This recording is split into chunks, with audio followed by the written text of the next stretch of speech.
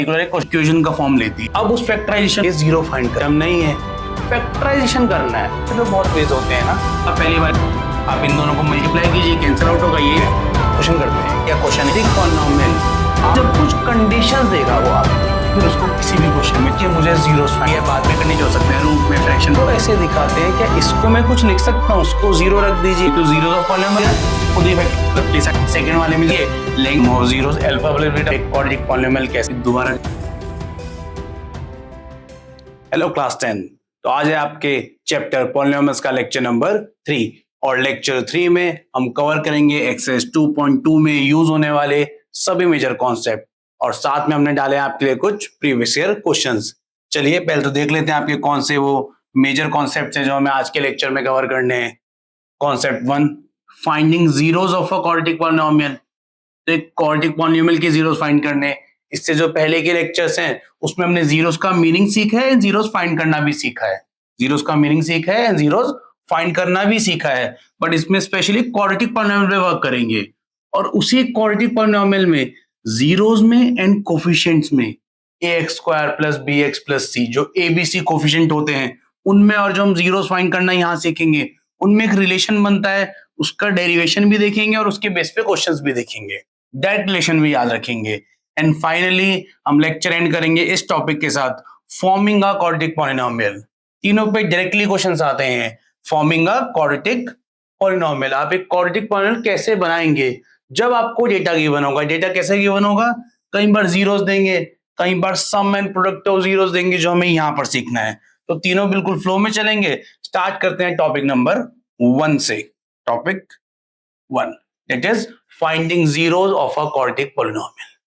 Finding zeros of a quadratic polynomial. Example से start करते हैं आपके लिए कि एक क्वाड्रेटिक पॉलिनॉमियल लिखते हैं एंड ट्राई करते हैं कि उसमें हम जीरोस फाइंड कर सकते हैं क्या। एग्जांपल 1, जैसे एक पॉलिनॉमियल लेते हैं कि px equals to x square minus 7x plus 12। बाद में आप किसी भी क्वेश्चन में किसी भी एग्जांपल में अप्लाई कर सकते हैं। एक जनरल पर्टिकुलर क्वेश्चन में देख लेते हैं। X square minus 7x plus 12, मुझे फाइंड करने इसके जीरोस। ये क्वाड्रेटिक पॉलिनॉमियल है। क्वाड्रेटिक पॉलिनॉमियल क्यों है, क्योंकि इसकी डिग्री 2 है। ये तो हमने स्टार्ट के लेक्चर्स में सीख लिया है। डिग्री 2 है तो एक क्वाड्रेटिक पॉलिनॉमियल है, इसके जीरोस फाइंड करना है। जीरो फाइंड करने की तो हमारी कंडीशन ही क्या होती है, px इक्वल्स टू 0। समझ रखा है ना हमने कि जीरो तो क्या होता है, वेरिएबल की वो वैल्यू होती है। जीरो वेरिएबल की वो वैल्यू होती है जिसमें पॉलिनॉमियल की वैल्यू 0 हो जाती है। तो ये कंडीशन हमने अप्लाई कर दी। ये कंडीशन हमेशा याद रखेंगे और हमेशा अप्लाई करेंगे जब भी हमें जीरो निकालना है, चाहे वो किसी भी टाइप की पॉलिनॉमियल हो, लीनियर हो, क्वाड्रेटिक हो, क्यूबिक हो। तो अभी मेरे को ये समझ आया, चलो कि जीरोस फाइंड करने थे क्वाड्रेटिक पॉलिनॉमियल के, मैंने कंडीशन लगा दी px इक्वल्स टू 0। इस कंडीशन पे अगर मैं वर्क करूं तो px इक्वल्स टू 0 है, that means x square minus 7x plus 12 equals to 0। X square minus 7x plus 12 equals to 0, ये कंडीशन बनी है। ऐसे ये पॉलिनॉमियल इक्वेशन का फॉर्म लेती है। तो कई बार हम ये स्टेप डायरेक्ट लिख देते हैं, आपको समझ आना चाहिए इक्वल टू 0 क्यों करा, कब ये पॉलिनॉमियल से इक्वेशन बन गई, वो जीरो का जो कॉन्सेप्ट होता है वो लाता है। तो अब ये x square minus 7x plus 12 equal to 0 लिखा है, मुझे यहाँ x की वैल्यू फाइंड करनी है। तो वर्क इतना है मेरे लिए कि मुझे यहाँ पर x की वैल्यू फाइंड करनी है। x की वैल्यू फाइंड करने के लिए अब मेरी जो क्लास 9th में मैंने फैक्टराइजेशन सीखा है, क्लास 9th में जो हमने फैक्टराइजेशन सीखा है वो हेल्प करेगा।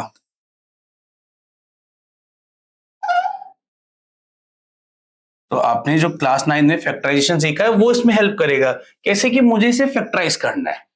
एक एल्जेब्रिक एक्सप्रेशन तो है, ये पॉलिनॉमियल है, अब 0 बन गया तो अब तो इक्वेशन बोलूंगा। क्वाड्रेटिक पॉलिनॉमियल से इक्वेशन बन गई क्योंकि इक्वल टू 0 लिखा है। तो मुझे इसे फैक्टराइज करना है। फैक्टराइज करने के बहुत अलग अलग वेज होते हैं जो अभी हम वाई एग्जांपल्स ही डिस्कस करेंगे।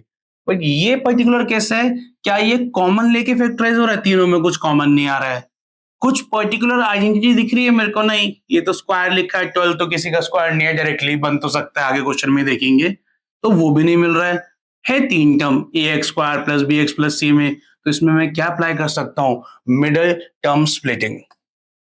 इसमें मैं मिडल टर्म स्प्लिटिंग अप्लाई कर सकता हूँ। मिडल टर्म स्प्लिटिंग, जो हम कहीं ना कहीं क्लास 9th में ही सीख लेते हैं। एग्जैक्टली एनसीईआरटी सिखाता है आपको middle term splitting, factorisation topic में सिखाता है, तब बस वो टॉपिक इतना बहुत आता है फैक्टराइजेशन। बट हाँ, अगर आपने तभी सीख लिया था कि उसकी एप्लीकेशन है ये, कि अब उस फैक्टराइजेशन को मैं यूज कर सकता हूं। मैं उस फैक्टराइजेशन को कैसे यूज करूंगा कि मुझे फैक्टराइज करना है, मिडल टर्म स्प्लिटिंग करनी है। क्या कंडीशन याद है? हाँ याद है मेरे को। सबसे पहले ए और सी को मल्टीप्लाई करना होता है, ए और सी को मल्टीप्लाई करना होता है। ए जो एक्स स्क्वायर के साथ लिखा है, ऐसे लिखा है ना, a x square plus b x plus c. A जो एक्स स्क्वायर के साथ लिखा है वो तो 1 लिखा है। सी 12, 1 इंटू 12 12। सबसे पहले मैं इस 12 को नोट कर लूंगा, ये तो मुझे याद रखना ही है कि सबसे पहले ये जो नंबर है इसको नोट कर लेते हैं। कहीं ना कहीं मिडल टर्म स्प्लिटिंग सीख रहे हैं एक बार एक साथ, फिर डायरेक्टली क्वेश्चंस में डायरेक्ट कर देंगे ये पार्ट कि इन दोनों को मल्टीप्लाई करा 12।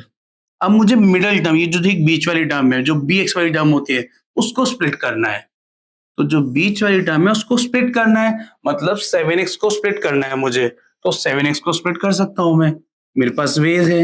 मैं 7x को लिख सकता हूं 2x प्लस 5x। स्प्लिटिंग तो सही है, ये 7x को 2x प्लस 5x लिख सकते हैं। मैं 7x को लिख सकता हूं 9x माइनस 2x, ये भी स्प्लिटिंग है। 7x को मैं लिख सकता हूं x प्लस 6x, ये भी स्प्लिटिंग है। बट आपको पता है ना, स्प्लिटिंग तो हम कौन सी चूज करते हैं कि जब बीच वाले नंबर को स्प्लिट करो, जब बीच वाले नंबर को स्प्लिट करो, उसकी जो दो टर्म बन रही है उनका जो मल्टीप्लाई होगा वो इससे मैच करना चाहिए, जो स्टार्ट में नोट किया था या स्टार्ट में माइंड में रखा था। तो 2 5 10 हो रहा है, मतलब ये वाली स्प्लिटिंग में चूज नहीं करूंगा। इसमें देखें 9 2 18, ये 12 से मैच कर रहा है, नहीं करूंगा, मैच नहीं कर रहा है। यहाँ 1 लिखा है साथ में, x मतलब 1x, ये 1 मल्टीप्लाई करो 1 6 6, मैच नहीं कर रहा है। मुझे 7x को कुछ ऐसे स्प्लिट करना है कि जो दो नई टर्म बने उन्हें मल्टीप्लाई करने से भी 12 बने, उन्हें मल्टीप्लाई करने से भी 12 बने। क्या मैं 7x को 3x प्लस 4x लिखूं? 3x प्लस 4x, क्योंकि 3 और 4 को मल्टीप्लाई करने में भी 3 और 4 को मल्टीप्लाई करने से 12 आ रहा है, ये वाला मैच कर जा रहा है। बस इतना ही है मिडल टर्म स्प्लिटिंग। ए और सी को मल्टीप्लाई किया, फिर बीच वाली टर्म को स्प्लिट करने के बहुत वेज है, मुझे वो वाला वे पिक करना है जिससे जो दो नई टर्म बनी है उनके मल्टीप्लाई से भी सेम आए। तो 3 वजह 12, ये वाला सेम आ रहा है, इसको पिक कर लिया। बस मिडल टर्म स्प्लिटिंग को जब मैं यूज करूंगा फैक्टराइजेशन के लिए, ये टर्म मत भूलना कि यहाँ पर मुझे फैक्टराइजेशन करना है। डायरेक्टली याद मत रखना कि मिडल टर्म स्प्लिटिंग ये करना है, नेक्स्ट क्वेश्चन में दिखा देंगे आपको कि आपको फैक्टराइजेशन पता होना चाहिए। मैं फैक्टराइजेशन कर रहा हूँ, फैक्टराइजेशन किस वजह से कर रहा हूँ? मिडल टर्म स्प्लिटिंग से। तो ये चूज किया मैंने 7x को ब्रेक करना कि 3x और 4x में, तो लिख देते हैं। और क्योंकि माइनस है तो मैं ब्रैकेट यूज करूंगा। स्टार्ट में जब भी माइनस होगा मैं ब्रैकेट यूज करूंगा, बाद में डायरेक्टली कर सकते हैं जब मुझे इसमें कॉन्फिडेंस होगा। तो जब आपको कॉन्फिडेंस आ जाएगा आप डायरेक्टली कीजिए, पहले से क्लियर आप डायरेक्टली कर सकते हैं, बट मैं बोलूंगा हमेशा ब्रैकेट यूज कीजिए, गलती होने के चांसेस बहुत मिनिमाइज हो जाते हैं, होते ही नहीं है। तो 7x को मैं लिखता हूं 3x plus 4x plus 12 equal to 0। अब ये माइनस से साइन चेंज कर लेता हूं, x square minus 3x minus 4x plus 12 equal to 0। तो ये मैं स्टेप बोल रहा था, आप ये डायरेक्टली लिख सकते थे, आपको पता है minus 7x minus 3x minus 4x होगा, बट ब्रैकेट यूज कर लीजिए जैसे आपको कंफर्टेबल हो, बट आंसर आपका सही होना चाहिए, वो कैलकुलेशन सही होनी चाहिए। कैसे सही होनी चाहिए? यहाँ मैच कर लूंगा कि स्प्लिटिंग करी, स्प्लिटिंग करने के बाद भी एक बार तो आपको चेक करना चाहिए कि ये क्या मल्टीप्लाई में आ रहा था, 1 इंटू 12 और ये भी क्या मल्टीप्लाई में आ रहा है, 3 4 12। तो ये दोनों मैच कर रहे हैं, मतलब स्प्लिटिंग बिल्कुल सही हो रखी है। जब ये दोनों मैच कर रहे हैं स्प्लिटिंग मेरी बिल्कुल सही हो रखी है। अब मैं नेक्स्ट स्टेप में जाऊंगा, जैसे आप स्प्लिटिंग कर लेते हैं, अब यहाँ ग्रुप्स में कॉमन लेना होता है, क्लास 8 से सिखाने लगता है एनसीईआरटी, हमें आता भी 8th में भी करा 9th में भी करा है कि ग्रुप्स में कॉमन लेना है। इन दोनों में क्या कॉमन आ रहा है, x square minus 3x, x square minus 3x में तो x ही कॉमन आ रहा है, x कॉमन लेते हैं, ब्रैकेट में बचेगा x माइनस 3, एक्स स्क्वायर में से एक x ले लिया, 3x 3 इंटू एक्स तो उसका x ही ले लिया, बचा 3 अकेला बचा है, x माइनस 3। इन दोनों में से कुछ कॉमन लेना है, इन दोनों में से आप कॉमन डायरेक्टली भी ले सकते हैं, या कॉमन लेते हुए ध्यान क्या रखना होता है, जो पहला ब्रैकेट है ऐसा सेम ब्रैकेट बनना चाहिए। तो यहाँ पर बायनॉमियल फॉर्म हो रखा है, ऐसा सेम बायनॉमियल यहाँ फॉर्म होना चाहिए, वरना वो आगे प्रोसीड नहीं कर पाएंगे। आप समझ जाएंगे जब हम साथ में करेंगे। तो मैं 4 कॉमन ले सकता था, बट जब मैं 4 कॉमन लेता मेरे को माइनस प्लस साइन दिख रहा था, और जो यहाँ साइन बना है पहले प्लस का माइनस का है, या माइनस है फिर प्लस है, मुझे नहीं साइन को चेंज करना है, तो कैसे करूंगा, मैं -4 कॉमन लूंगा। जैसे माइनस मल्टीप्लाई करने से साइन चेंज कर देता है, वैसे ही माइनस कॉमन लेने से भी कर देगा ना। तो -4 कॉमन लिया, इसका तो माइनस हट गया, ये एक्स बचा, यहाँ माइनस में इसको ये माइनस बना देगा, ये माइनस साइन चेंज कर रहा है, देखो -4x को इसने प्लस का बना दिया, एक्स इसको प्लस को माइनस का बना देगा, बट 4 3 तो 3 का, वो भी इक्वल टू 0। तो कॉमन लेके मैं कुछ स्टेप पे आया हूं। आप 4 कॉमन ले सकते थे, बट ये दोनों ब्रैकेट ना मैच करते, थोड़े और चेंजेस करने पड़ जाते, दोबारा माइनस कॉमन लेना पड़ता। आप पहली बारी जब बात की दो टर्म में से कॉमन लेंगे तो ट्राई कीजिए, और वो ही करना है आपको। कॉमन लेने के बाद ये दोनों बायनॉमियल सेम बनेंगे, क्योंकि जब ये दोनों बायनॉमियल सेम बनेंगे, आप ये समझेंगे, ये जो मिडिल टर्म स्प्लिटिंग अभी आप प्रोसीड कर रहे हैं, इसमें जो मेरी ये वाली एक टर्म है, अब तो एक टर्म है ना, ये मल्टीप्लाई में लिखा है, x मल्टीप्लाई में लिखा है x-3 से, यहाँ पर 4 मल्टीप्लाई में लिखा है x-3 से, ये दो टर्म है। पहली टर्म ये है, सेकंड टर्म ये है, पहली टर्म ये, सेकंड टर्म ये। क्या इन दोनों टर्म में से कुछ कॉमन आ रहा है? क्या इन दोनों टर्म में से आ रहा है? हाँ, इन दोनों टर्म में से आ रहा है।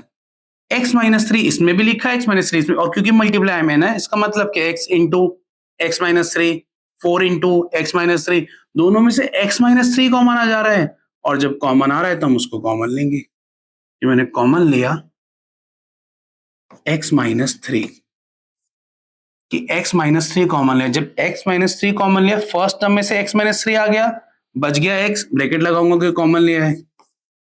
फिर ये माइनस का साइन है, पहले टर्म में से x-3 लिया, ब्रैकेट स्टार्ट किया, x बचा, माइनस का साइन। सेकंड टर्म ये पूरी थी, अभी समझा हमने, इसमें से x-3 कॉमन ले रहा हूं, तो बच जाएगा 4 इक्वल्स टू 0। जैसे ये प्रोसेस करी, फैक्टराइजेशन इज डन। फैक्टराइजेशन तो हो गया ना, यहाँ पर फैक्टराइजेशन हो चुका है, क्योंकि ये दोनों जो बायनॉमियल हैं, ये मल्टीप्लाई में लिखे हैं, ये जो दोनों बायनॉमियल है मल्टीप्लाई में लिखे हैं, x-3 इंटू x-4। जैसे दो चीज मल्टीप्लाई में लिखी है, उसे तो फैक्टराइज बोलते हैं हम। जैसे मैं आपको बोलूं 8 को फैक्टराइज करना, आप बोलेंगे 4 इंटू 2, 2 इंटू 2 इंटू 2 भी बोल सकते हैं, बट आप 4 इंटू 2 बोल सकते हैं। ऐसे एल्जेब्रिक एक्सप्रेशन को कैसे फैक्टराइज करते हैं, कि उसके जो रिड्यूसिबल एल्जेब्रिक एक्सप्रेशन आ रहे हैं वो आपस में मल्टीप्लाई में हो, बस। ये बायनॉमियल इसके साथ मल्टीप्लाई में, फैक्टराइजेशन यहां पर हो चुका है मेरा, यहां पर फैक्टराइजेशन तो हो गया है। बट मेरा मोटिव तो जीरोस निकालना था। जीरोस निकालने का मतलब मेरा मोटिव यहाँ पर x की वैल्यू निकालनी है, मुझे यहाँ से x की वैल्यू निकालनी है। तो मैं यहाँ अपना कॉन्सेप्ट क्या यूज करता हूँ, कि दो चीज मल्टीप्लाई में लिखी है, इक्वल टू 0 लिखा है, इस कंडीशन से आया है, इस वाली कंडीशन से आया है इक्वल टू 0, तो जो जीरोस फाइंड करने की कंडीशन है। दो चीज मल्टीप्लाई में लिखी है, इक्वल टू 0 लिखा है, कुछ ऐसा ही होगा ना ये, कि a into B equals to 0। मैं नहीं चाहता हूं कि ये स्टेप आप इसके डायरेक्टली करने लगे, आपको क्लियर होना चाहिए एक एक स्टेप हमेशा। जो भी आपने जब भी कोई एक स्टेप भी लिखा है नेक्स्ट, आपको पिछले से वहां तक आप कैसे आए वो आना चाहिए, वरना जब थोड़ा कॉम्प्लेक्स क्वेश्चन आएगा जो कि बोर्ड का आएगा, उसमें प्रॉब्लम हो जाएगी। तो अभी ये दोनों मल्टीप्लाई में लिखे थे, इक्वल टू 0 लिखा था, मतलब a इंटू बी 0 लिखा है। a इंटू बी 0, कोई दो नंबर सोच के देखो जिनका मल्टीप्लाई 0 आ रहा है। इससे मैं तो एक सोच रहा हूँ 7 इंटू 0 0 आएगा, -13 इंटू 0 0 आएगा, या फिर 9 इंटू 0 0 आएगा, या 0 इंटू 4 0, कोई एक नंबर तो 0 होगा ही ना। बस ये सिखाना चाह रहे हैं आपको, कि अगर दो का मल्टीप्लाई 0 है, उनमें से कोई एक नंबर 0, अब ये भी 0 हो सकता है, ये भी 0 हो सकता है, मतलब दो कंडीशन मिल रही है यहां से। अगर a इंटू बी 0 है, या तो a 0 होगा या b 0 होगा, मुझे तो दोनों कंडीशन चेक करनी पड़ेगी। और वही चीज तो यहां लिखी है, कि this into this 0, first binomial into second binomial 0, मतलब इनमें से ये कंडीशन बन रही है, ये 0 या ये 0, दोनों कंडीशन अप्लाई करनी पड़ेगी, तो दोनों कंडीशन अप्लाई कर देते हैं।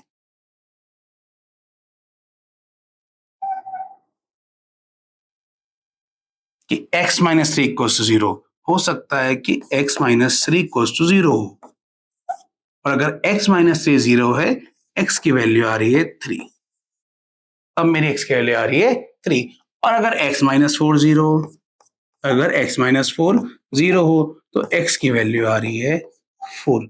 x की दो वैल्यू आ गई, x की दो वैल्यू आ गई, जो कि बिल्कुल सही है, क्योंकि एक क्वाड्रेटिक पॉलिनोमियल है, इसकी डिग्री टू है, जिसकी डिग्री टू है उसकी एटमोस्ट जीरो टू हो सकते हैं, दो आ गए इस केस में। तो मैंने जीरोस फाइंड कर लेना, पॉलिनोमियल दिया था, जीरो रख दिया डेफिनेशन से, फैक्टराइज किया, फैक्टराइज करते करते कुछ ऐसी कैलकुलेशन करी है समझते हुए कि क्यों करी हमने वो कैलकुलेशन, कि x की दो वैल्यू आ गई, जैसी x की वैल्यू आ गई मतलब जीरोस आ गए, x की वैल्यू जीरोस आ गए। और हाँ, हम इनको डिनोट कैसे करते हैं कि जो फर्स्ट जीरो है उसको अल्फा से दिखा लेता हूं, बस डिनोट करने के लिए, उसको लिखने के लिए कि फर्स्ट जीरो अल्फा है तो अल्फा की वैल्यू थ्री लिख दी। सेकंड जीरो को जनरली हम, सेकंड जो जीरो है जनरली बीटा मान लेते हैं, तो बीटा की वैल्यू कितनी होगी यहाँ पर फोर। मतलब अब से जो जीरोस होंगे मैं उनको अल्फा बीटा बोलूंगा। एक जीरो मेरा अल्फा है, एक बीटा है, तो एक थ्री है, एक फोर है, alpha equal to three, beta equal to four हो गया। फिर नोटेशन है उसकी सिर्फ समझने के लिए, तो ये मेरे जीरोस आ गए हैं, जिसमें एक आया है alpha equal to three, beta equal to four. एक जीरो थ्री है, एक जीरो फोर है, आपको वेरीफाई करना है, वेरीफाई भी कर सकते हैं, वेरीफाई 100% होंगे। थ्री जीरो है ना, जीरो पे तो पॉलिनोमियल की वैल्यू जीरो हो जाती है, जीरो तो वेरिएबल की वो वैल्यू होती है जिसपे पॉलिनोमियल की वैल्यू जीरो हो जाती है। थ्री यहाँ पुट करके देख लो, यहाँ पर ये थ्री पुट करके देख लो, थ्री का स्क्वायर करूंगा नाइन, नाइन प्लस ट्वेल्व 21 हो जाएगा, 21 हो जाएगा, यहाँ लिख देते हैं आपके लिए, दोनों को ऐड कर दे, थ्री का square nine, nine plus twelve 21, ये माइनस का सेवन इंटू एक्स है, एक्स के थ्री तो चूज करिए, सेवन थ्री से 21 जीरो आ रहा है, इस पे जीरो हो रहा है, फोर पे ट्राई करो, फोर पे भी जीरो होगा, मतलब हाँ ये जो लिखा है ये जीरो ऑफ पॉलिनोमियल है, ये जो लिखा है वो जीरो ऑफ पॉलिनोमियल है। और इसी के साथ आपने टॉपिक सीख लिया है, यही हमारा topic, finding zeros of a quadratic polynomial. एक क्वाड्रेटिक पॉलिनोमियल दिया, हमने उसके जीरो फाइंड कर लिए, उनको अल्फा और बीटा बोल रहे हैं। क्या क्या यूज किया साथ में ही मेंशन कर दिया है कि हमने क्या चीजें इसमें यूज की हैं। आप इसको कॉपी करना, हम एक और एग्जांपल करेंगे, थोड़ा चेंज एग्जांपल लेंगे, डिफरेंट वेज में कैसे आता है ये। तो ये एग्जांपल कॉपी कीजिए, फिर एग्जांपल 2 करते हैं इसका साथ में।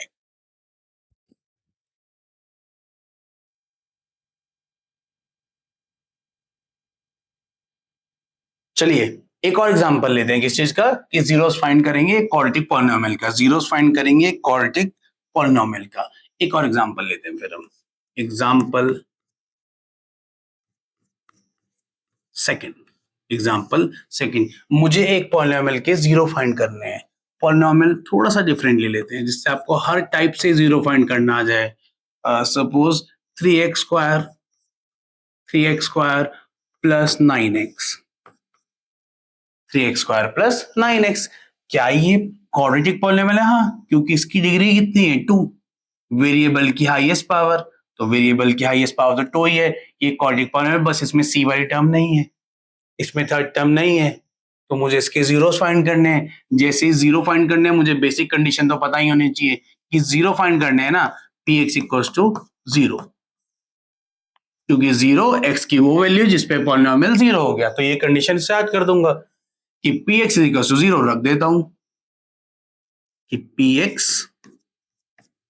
X equals to zero.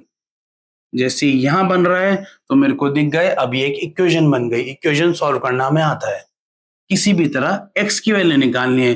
क्या मैं मिडिल टर्म स्प्लिटिंग से कर सकता था? क्योंकि क्वाड्रेटिक इक्वेशन है या क्वाड्रेटिक पॉलिनोमियल है, बन तो इक्वेशन गया, अब इक्वल टू आ गया इसमें, क्या मैं इसको मिडिल टर्म स्प्लिटिंग से कर सकता हूँ? हाँ कर तो सकता हूँ, कर तो सकते ही है, प्लस जीरो करके लग जाती है वो इसमें, बट वो इसमें फालतू कॉम्प्लेक्स हो रहा है तो डायरेक्टली कर देंगे आप। आपको बस यही तो पता है, इसका फैक्टराइजेशन करना है। मैं टर्म हमेशा कितनी बार बोलूंगा आपको, जब भी बोर्ड क्वेश्चन आएगा, अच्छा क्वेश्चन आएगा, तो मिडिल टर्म स्प्लिटिंग रट के मत जाइए, आपको ये पता होना चाहिए यहां से फैक्टराइज करेंगे। फैक्टराइज करने के तो बहुत वेज होते हैं ना,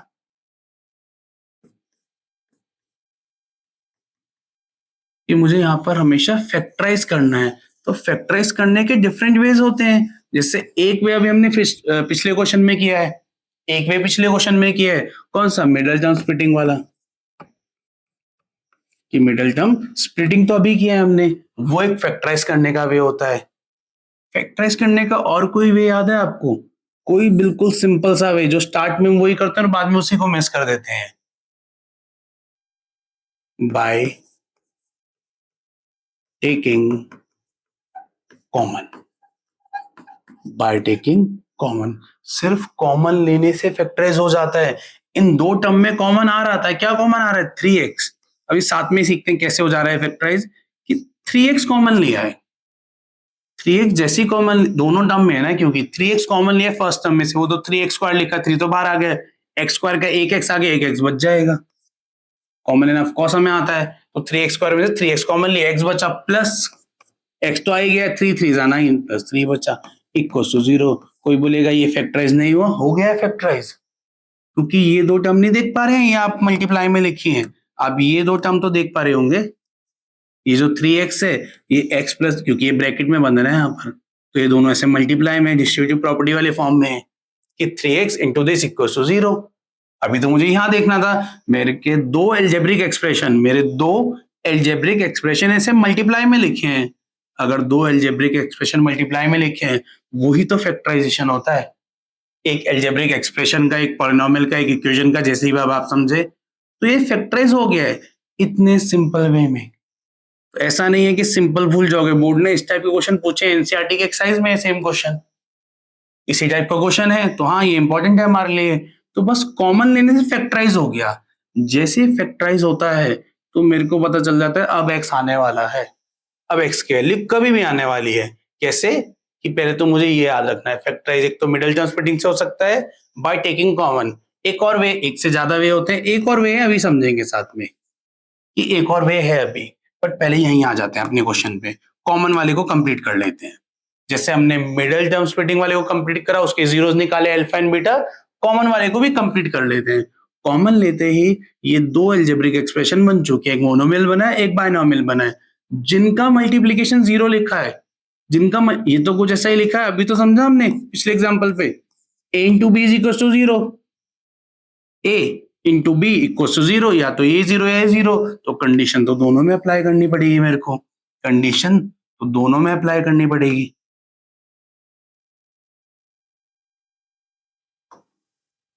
कि may be 3x equal to 0 और x plus 3 is equal to 0।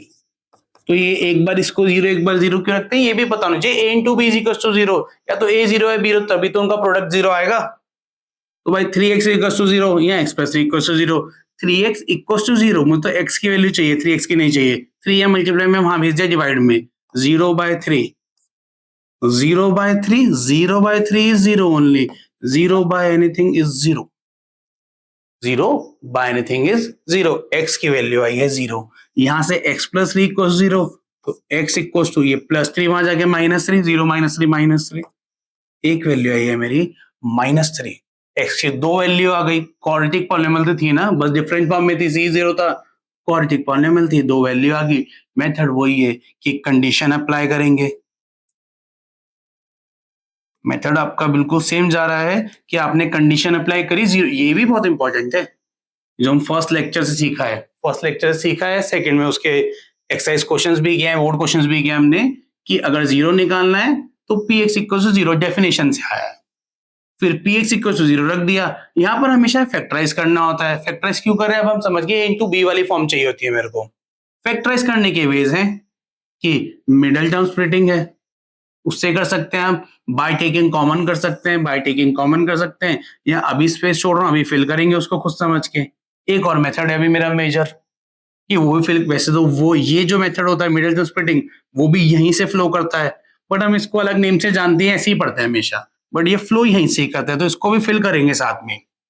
तो px 0 लिखा, 0 करा, यहाँ फैक्टराइज करा, फैक्टराइज कभी मिडिल टर्म स्प्लिटिंग से होगा, कभी कॉमन लेने से, यहाँ कॉमन लेने से ही हो गया, कॉमन लेने से फैक्टराइज हो गया। एक बार इसको 0 करा, एक बार इसको 0 करा, दो वैल्यू आ गई, एक बार x की वैल्यू 0 आई है, एक बार x की वैल्यू 3 आई है, एक बार 0 आई है, एक बार 3 आई है। इस वाले को मैं अल्फा बोल देता हूँ, जीरोस को मैं अल्फा से डिनोट करता हूँ, एक 0 को अल्फा से डिनोट करता हूँ, एक 0 को बीटा से कर लेता हूँ, एक 0 को बीटा से। तो अल्फा की वैल्यू 0 आई है, बीटा की वैल्यू है -3, मैंने एक क्वाड्रेटिक पॉलिनोमियल के जीरोस निकाल लिए। एक क्वाड्रेटिक पॉलिनोमियल के जीरोस निकालनी है।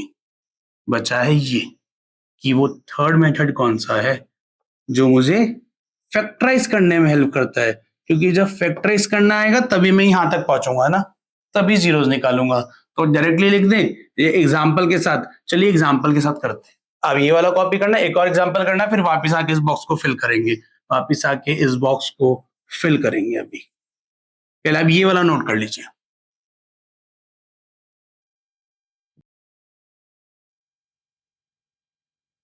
चलिए एक और एग्जांपल करते हैं और फिर इस बॉक्स को फिल करते हैं कि इसमें क्या आएगा।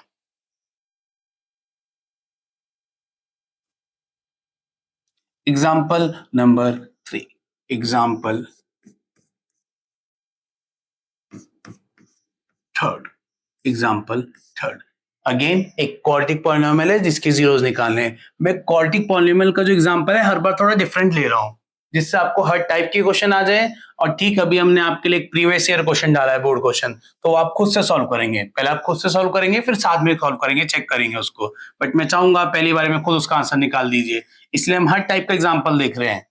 हमने a x square b x plus c वाला देखा, सी जिसमें जीरो आ रहा है वो भी देखा है, और एक और एग्जाम्पल देखते हैं, कुछ ऐसा ले लेते हैं। इस बार जो हमारा पॉलिनोमियल है वो कुछ ऐसा लिखा है, x square minus 16। X square minus 16, क्या ये एक क्वाड्रेटिक पॉलिनोमियल है? हाँ, ये भी एक क्वाड्रेटिक पॉलिनोमियल है, क्योंकि ये a x square plus b x plus c से मैच कर रहा है। ये मैच कर रहा है, ये वाली टर्म मैच कर गई यहां पर, ये वाली टर्म यहां से मैच कर गई। इस बार ये वाली टर्म नहीं है, बी की वैल्यू जीरो है, बी की वैल्यू जीरो है। पिछले वाले क्वेश्चन में सी की वैल्यू जीरो थी, अलग से लिख रहा हूं, पिछले वाले क्वेश्चन में सी की वैल्यू जीरो थी। क्या कभी ए की वैल्यू जीरो हो सकती है? नहीं, यही याद रखना है बस। ए की जीरो नहीं हो सकते है ना, जीरो इंटू एक्स स्क्वायर वाली टर्म ही हट जाएगी, लीनियर पॉलिनोमियल बन जाएगा। जब हम ये डेफिनेशन पढ़ते हैं क्वाड्रेटिक इक्वेशन में, इसको दोबारा पढ़ना है बाद में आपको प्रॉपर्ली, तो हम तब समझेंगे। जब हम ये लिखते हैं तो कंडीशन क्या होती है, B can be zero, C can be zero, A can't be zero. ए जीरो नहीं हो सकता है स्टैंडर्ड फॉर्म में, तो एक बाकी जीरो हो सकते हैं। ये वाली टर्म भी जीरो हो जाती है, ये भी जीरो हो जाती है। इस वाले केस में ये ही जीरो रखे, देखो ना, एक्स वाली टर्म नहीं है। पिछले केस में सी नहीं, तो उसमें ये वाली जीरो रखे थे, उसमें ये जीरो रखे थे। तो एग्जाम्पल तो क्वाड्रेटिक पॉलिनोमियल का ही है, तो इसको क्वाड्रेटिक पॉलिनोमियल की तरह ही सॉल्व करेंगे ना, इसको क्वाड्रेटिक पॉलिनोमियल की तरह ही सॉल्व करेंगे। और जीरो निकालने का तो वे ही एक होता है, चाहे क्वाड्रेटिक है, चाहे क्यूबिक है, चाहे लीनियर है, कि जब भी जीरो फाइंड करना है तो put px equal to zero by definition. ये डेफिनेशन से आ रहा है। अगर ये आपको क्लियर नहीं है, आपको लेक्चर 1 एक बार दोबारा से देखना चाहिए, या इसको क्लियर कर लेना चाहिए। आपको डायरेक्टली क्वेश्चन करोगे नॉट हेल्पफुल, इतना ज्यादा हेल्पफुल नहीं है। जब बहुत अच्छा क्वेश्चन बनेगा आप कंडीशन अप्लाई नहीं कर पाएंगे, आप एजेशन रीजन में गलती कर सकते हैं। तो कंडीशन कहां से फ्लो कर रही है वो आपको आना चाहिए। अभी जीरो निकालना था, px equal to zero, px की वैल्यू तो ये लिखिए, यही तो पॉलिनोमियल है, एक्स स्क्वायर माइनस 16, तो लिख लेते हैं x square minus 16 equal to zero. X square minus 16 is equal to zero. Next step हमेशा क्या होता है, फैक्टराइज। नेक्स्ट स्टेप हमेशा क्या होता है, फैक्टराइज। फैक्टराइज लेने के अब तो मेरे पास मेथड है, और वह तो मैं सबसे पहले बेसिक मेथड से स्टार्ट करूंगा। सबसे बेसिक मेथड क्या था मेरा, by taking common. By taking common, ये दो टर्म में से तो कॉमन नहीं आ रहा है, एक्स स्क्वायर में 16 में से कॉमन नहीं आ रहा है, तो वो तो मेथड अभी मेरा फॉल्स हो गया, यहाँ पर नहीं बैठ रहा है, वो यहाँ यूज ही नहीं होगा। कौन सा, कॉमन वाला, तो कॉमन वाला तो यूज नहीं हो रहा है। मिडल टर्म स्प्लिटिंग के लिए मिडल टर्म तो सही है, कर तो देते हैं हम इसे 0x करके। मेरे को ऑफलाइन बैच का स्टूडेंट याद होगा, उसने 0x करके कर दिया था प्रॉपर, कि मिडल टर्म स्प्लिटिंग से ही करूंगा। बट हाँ, अभी तो नहीं हो रहा है यहाँ पर, या डायरेक्टली तो नहीं हो रहा, इसमें क्यों जाना है जब सिंपलर वे है। कॉमन नहीं है, मिडल टर्म स्प्लिटिंग नहीं है, और कोई वे है क्या? और किस वे से कर सकता हूं मैं इसको, फैक्टराइज। मुझे फैक्टराइज करना है। फैक्टराइज का मतलब मुझे ऐसे ब्रैकेट चाहिए आपस में मल्टीप्लाई में, चाहे वो आप कैसे भी लाए, अगर मैथमेटिकली सही है वो हमेशा सही होगा। आप किसी भी फॉर्म में कीजिए, आप किसी भी फॉर्म में कीजिए।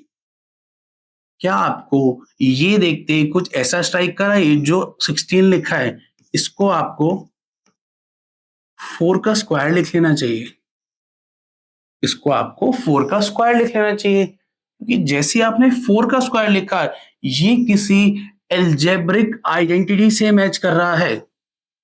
ये किसी एल्जेब्रिक आइडेंटिटी से मैच कर रहा है। क्या वो आइडेंटिटी ये है, x square minus y square. जैसे ही मैंने 16 को 4 का स्क्वायर लिखा वो मैच कर गया x square minus y square से, that is equal to x minus y, x plus y. बहुत पुरानी क्लासेस से आप इसको यूज करते आ रहे हैं। आई होप आपने खुद डिराइव भी किया होगा, टफ नहीं है। इन दोनों को भी मल्टीप्लाई कर लो, एक्सप्रेशन यही बनता है, बस वहीं से आइडेंटिटी है।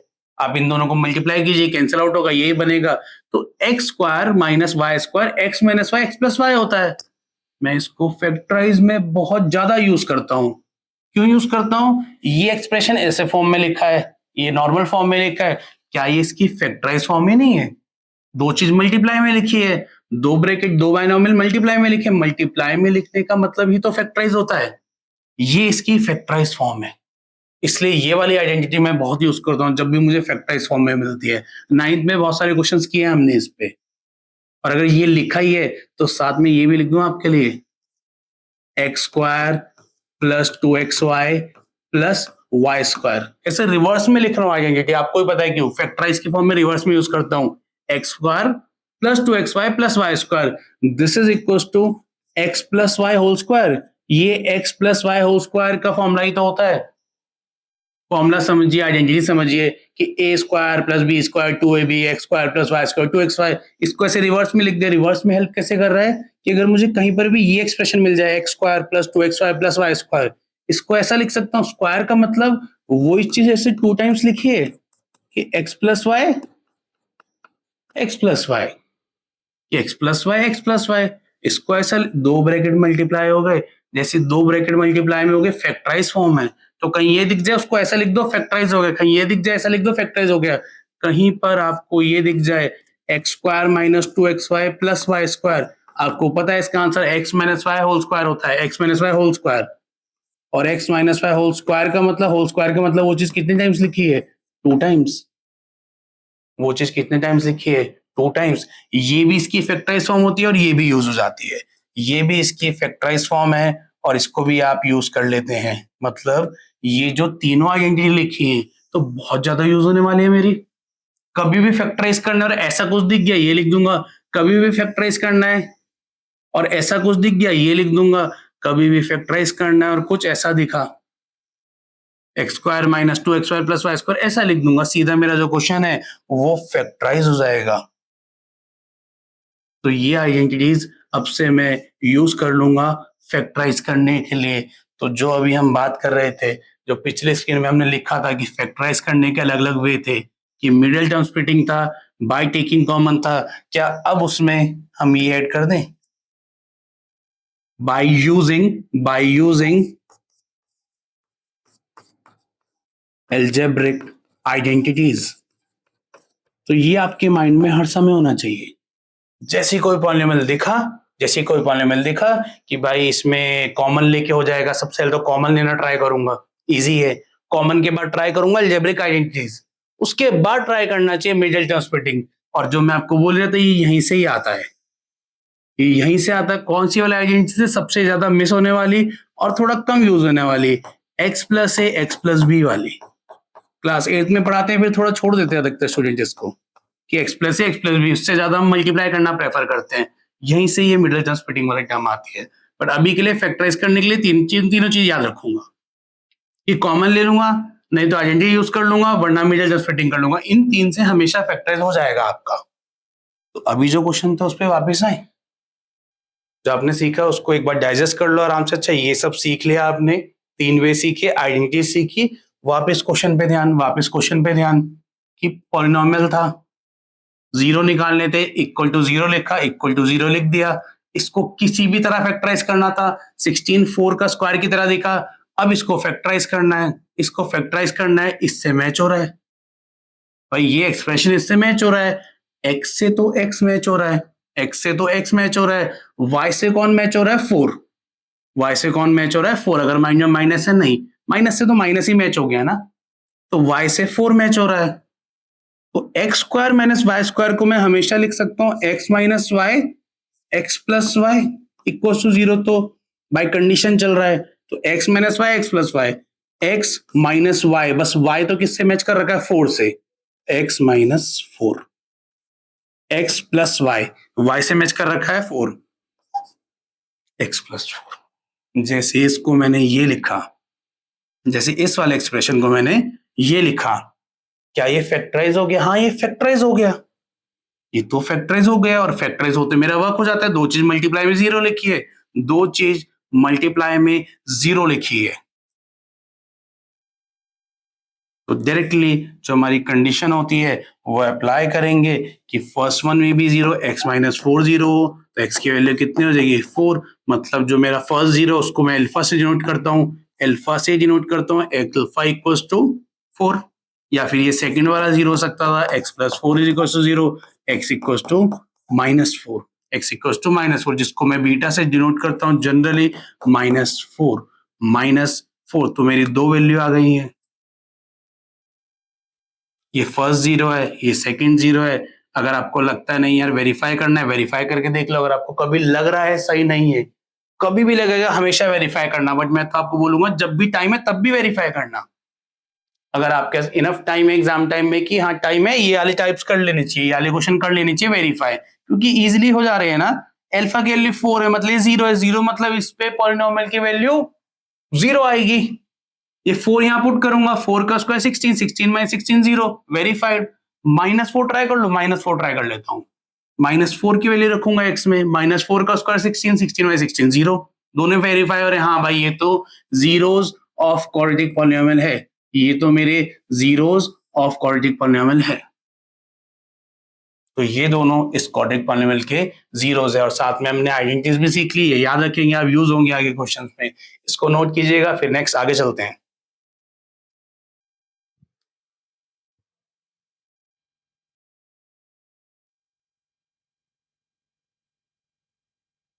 चलिए फिर आगे बढ़ते हैं। अभी तक आपने क्या सीखा है? क्वाड्रेटिक पॉलिनोमियल में जीरोस निकालना है। हमने 3 डिफरेंट एग्जांपल लिए हैं और तीनों में आपने जीरो निकालना सीख लिया है। वे सेम है, वे चेंज किस चीज का होगा? फैक्टराइज का। कुछ भी थोड़ा बहुत जो चेंज आएगा वो फैक्टराइज में आएगा, बाकी वे सेम है। एक बोर्ड क्वेश्चन ट्राई करें इसका, एक बोर्ड क्वेश्चन ट्राई करते हैं कि बोर्ड किस टाइप का क्वेश्चन पूछ लेता है। जैसे 2 मार्क्स में, तो आपके लिए हमने एक क्वेश्चन लिखा है, find the zeros of the polynomial. एक पॉलिनोमियल दिया है आपको, एक पॉलिनोमियल दिया है जिसके हमें जीरोस फाइंड करने हैं। इस पॉलिनोमियल के जीरोस फाइंड करने हैं। 2025 में क्वेश्चन आया है 2 मार्क्स के लिए, इस पॉलिनोमियल के जीरोस फाइंड करने हैं। एक बार आप स्क्रीन पॉज कीजिए और क्वेश्चन ट्राई करना खुद से। मैं चाहूंगा आप एक बार खुद से ट्राई करें, फिर एक साथ करेंगे। तो इसमें जीरोस निकालने, कंडीशन बिल्कुल सेम रहेगी। तो जो भी आपको बेस्ट पॉसिबल लगता है ट्राई कीजिए, फिर एक साथ सीखते हैं।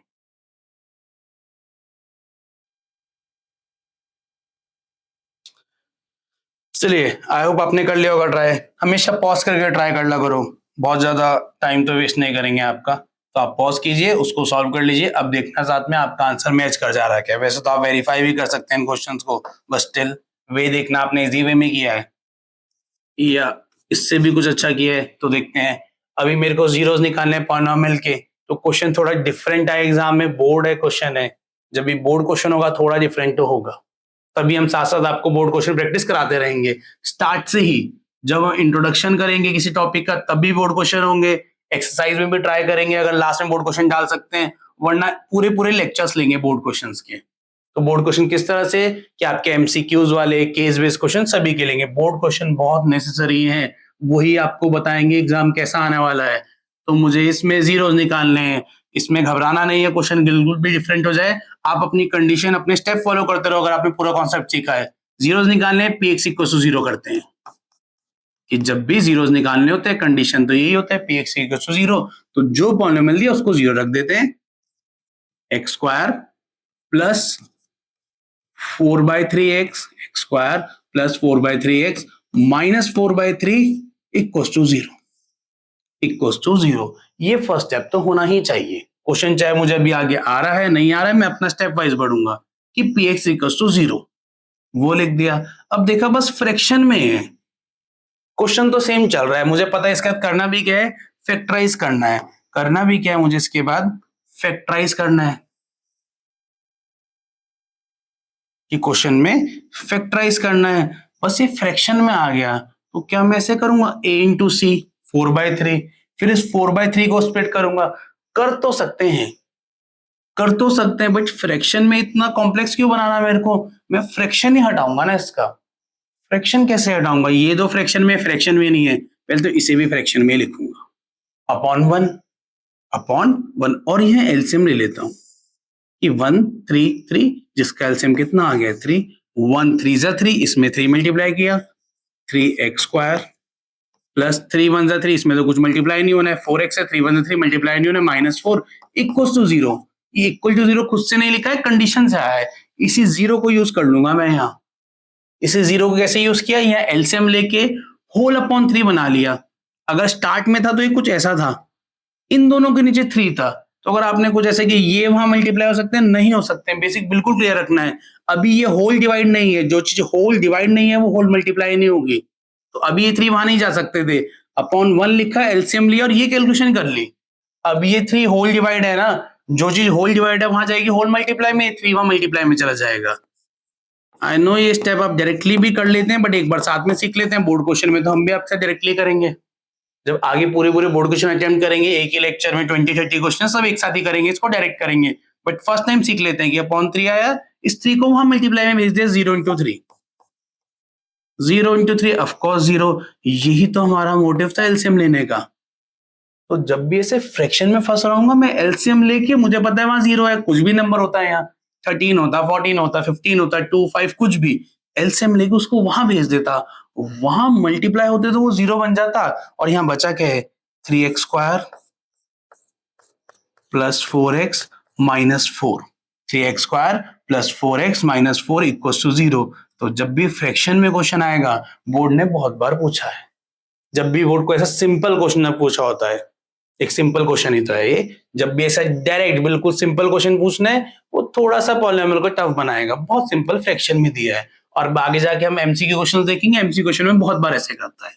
तो एक एक 2-2 साल छोड़ के जब भी कोई सिंपल सा क्वेश्चन पूछना होता है 1 मार्क्स 2 मार्क्स का, थोड़ा पॉलिनोमियल को कभी फ्रैक्शन में लाएगा, कभी यहाँ रूट इन्वॉल्व कर देगा, सीखेंगे आप साथ में। तो अभी तो मैंने इसको एलसीएम लेके उधर भेज के 0 ऐसा बना लिया है, और ये बना लिए भाई, ये इक्वेशन सेम ही तो है, इससे तो फॉर्म करिए, मैं इसकी 0 फाइंड कर लेता हूँ ना, तभी तो बनाया है सिंपलर, फ्रैक्शन में नहीं करूंगा, इसमें करूंगा। तो ये लिखा है अब तो 3x square plus 4x minus 4 equals to 0, 3x square plus 4x minus 4 equals to 0, यहाँ अप्लाई करूंगा अपना मेथड। कॉमन लेने से नहीं हो रहा है तो मिडिल टर्म स्प्लिटिंग पिक कर लेता हूँ, आइडेंटिटी भी दिख नहीं रही है मेरे को डायरेक्टली, ये तो लिखा है 2 का स्क्वायर, ये रूट 3x का स्क्वायर होगा अगर आपको इसकी नॉलेज है, बट मुझे उसमें जाना ही नहीं है, मैं इससे तो मिडिल टर्म स्प्लिटिंग से करूंगा कि 3 4 को मल्टीप्लाई करा, 3 4 को मल्टीप्लाई करा कुछ ऐसे,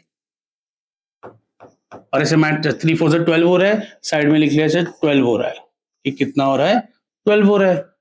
तो ये जो 4 है, ये जो 4 है इसको भी कुछ ऐसी ब्रेक करना है, 4 को मैं 2 + 2 लिख सकता हूं, बट वो तो मल्टीप्लाई करके 4 हो जाएगा, 4 को मैं 5 - 1 लिख सकता हूं, 5 1 जा 5 हो जाएगा, 7 - 3 लिख सकता हूं, 7 3 जा 21 हो जाएगा, मुझे 3 4 जा 12 भी चाहिए, तो मैं 4 को कुछ ऐसे लिखूंगा 6x minus 2x, 6x minus 2x, और जो है वो तो कॉपी कर लूंगा, बिकॉज 3 4 जा 12 आया था, अब 6 2 जा भी कितना आ रहा है 12 आ रहा है। यही तो मेरा मिडिल टर्म स्प्लिटिंग का फर्स्ट स्टेप होता है कि स्प्लिटिंग ऐसे करनी है कि ये मल्टीप्लाई और ये मल्टीप्लाई मैच कर जाए, कि ये मल्टीप्लाई और ये मल्टीप्लाई मैच कर जाए, जैसे ये एग्जैक्ट मैच हो जाए और यहाँ स्प्लिटिंग में प्रॉब्लम ना हो, मतलब 4x 6x माइनस 2x ही होता है, वापस कैलकुलेशन करके देख ला करो कि 6x माइनस 2x 4x ही है, क्वेश्चन चेंज नहीं करा है, स्प्लिटिंग सही कर दी है। अब तो बस ऐसे ग्रुप्स में कॉमन लूंगा और ये क्वेश्चन कंप्लीट होने वाला है। जो अभी हमने 3 एग्जांपल करे सेम उस तरह से ही, यहाँ पर दोनों में से कॉमन आ रहा है 3x, तो यहाँ x बच जा रहा है, यहाँ 2 बच जा रहा है, 3x, ये 3 2 जा तो 2 बच जा रहा है, x बार आ गया। इन दोनों में से कॉमन क्या आ रहा है, कॉमन में दोनों में से 2 ले सकता हूँ, कॉमन में दोनों में से 2 ले सकता हूँ, बट मुझे पता है कि जब बात की 2 टर्म्स होती हैं, जब बात की 2 टर्म्स होती है, कॉमन भी ऐसे लिया जाता है कि ये बाइनोमियल और अभी जो मेरा बाइनोमियल बनने वाला है वो सेम बन जाए, कि दोनों सेम बन जाए, तो मैं कॉमन लूंगा -2, क्योंकि यहाँ दोनों के साइन पॉजिटिव थे, यहाँ नेगेटिव है, मुझे इनके दोनों के साइन पॉजिटिव बनाने तो माइनस कॉमन ले लूंगा, -2 कॉमन लिया है, इसको बना देगा x, दोनों माइनस पॉजिटिव है, x भी पॉजिटिव, ये भी पॉजिटिव बनेगा, 2 2 जा 4, x + 2, x + 2, equals to 0, equals to 0। थोड़ा स्लो हो जाते हैं अगर फास्ट कराता है, बस वही 4x को ब्रेक करा है 6x माइनस 2x, स्टार्ट की दो में से 3x कॉमन, नेक्स्ट दो में से कॉमन ही कुछ ऐसा लेना है कि ब्रैकेट सेम बन जाए, -2 कॉमन लिया है। अब एक टर्म ये बन रही है, मल्टीप्लाई में है ना दोनों, एक टर्म ये बन रही है मल्टीप्लाई में दोनों, ये माइनस इन टर्म्स को सेपरेट कर रही है। इन दोनों टर्म्स में से क्या कॉमन आ रहा है, इन दोनों टर्म्स में से x+2 कॉमन आ जा रहा है, इन दोनों टर्म्स में से x+2 कॉमन आ जा रहा है। जैसे x+2 कॉमन लिया, पहले में बचेगा 3x, ये आ गया, ये बच गया, माइनस का साइन है, ये जो दूसरी टर्म है इसमें से x+2 कॉमन आ गया, 2 बच गया, माइनस का 2 इक्वल्स टू 0। ये तो मैं उसी कंडीशन में आ गया जो मैं इतनी ऐसे सीख ही रहा हूं एग्जांपल में, a into B equals to 0, a into B equals to 0, या तो ये 0 या तो ये 0 या ये 0 या ये वाला 0।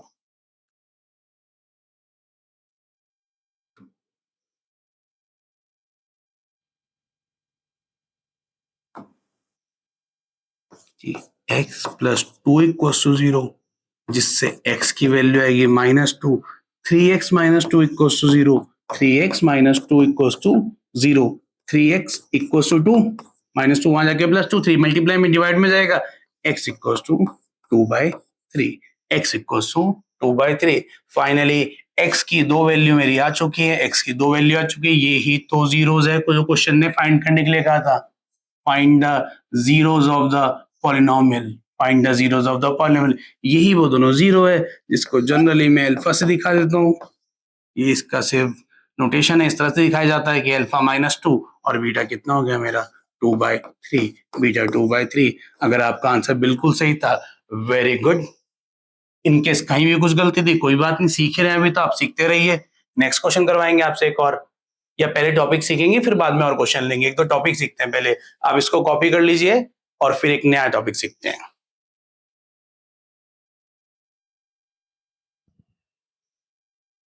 चलिए, तो यहां एंड होता है आपका टॉपिक नंबर 1, जिसमें हमने सीखा है जीरोस निकालना, किसी भी पॉलिनोमियल के जीरोस निकालना।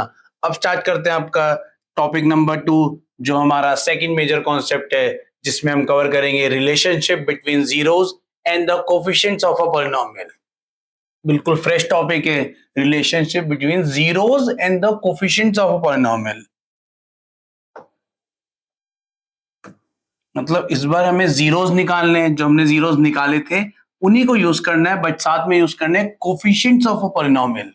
तो इसमें रिलेशन बनता है, वो पहले हम उसका एप्लीकेशन सीखेंगे, देन डेरिवेशन भी। जैसे हमने कुछ पॉलिनोमियल्स लिखे हैं, 3 एग्जांपल लिखे हैं आपके लिए, सेम एग्जांपल लिया है, एग्जांपल अभी सेम लिए क्योंकि हमें कॉन्सेप्ट सीखना है, अभी क्वेश्चन की फॉर्म में नहीं कर रहे हैं। जैसे एक सेम x² - 7x + 12, सेम वही तीनों दिए हैं।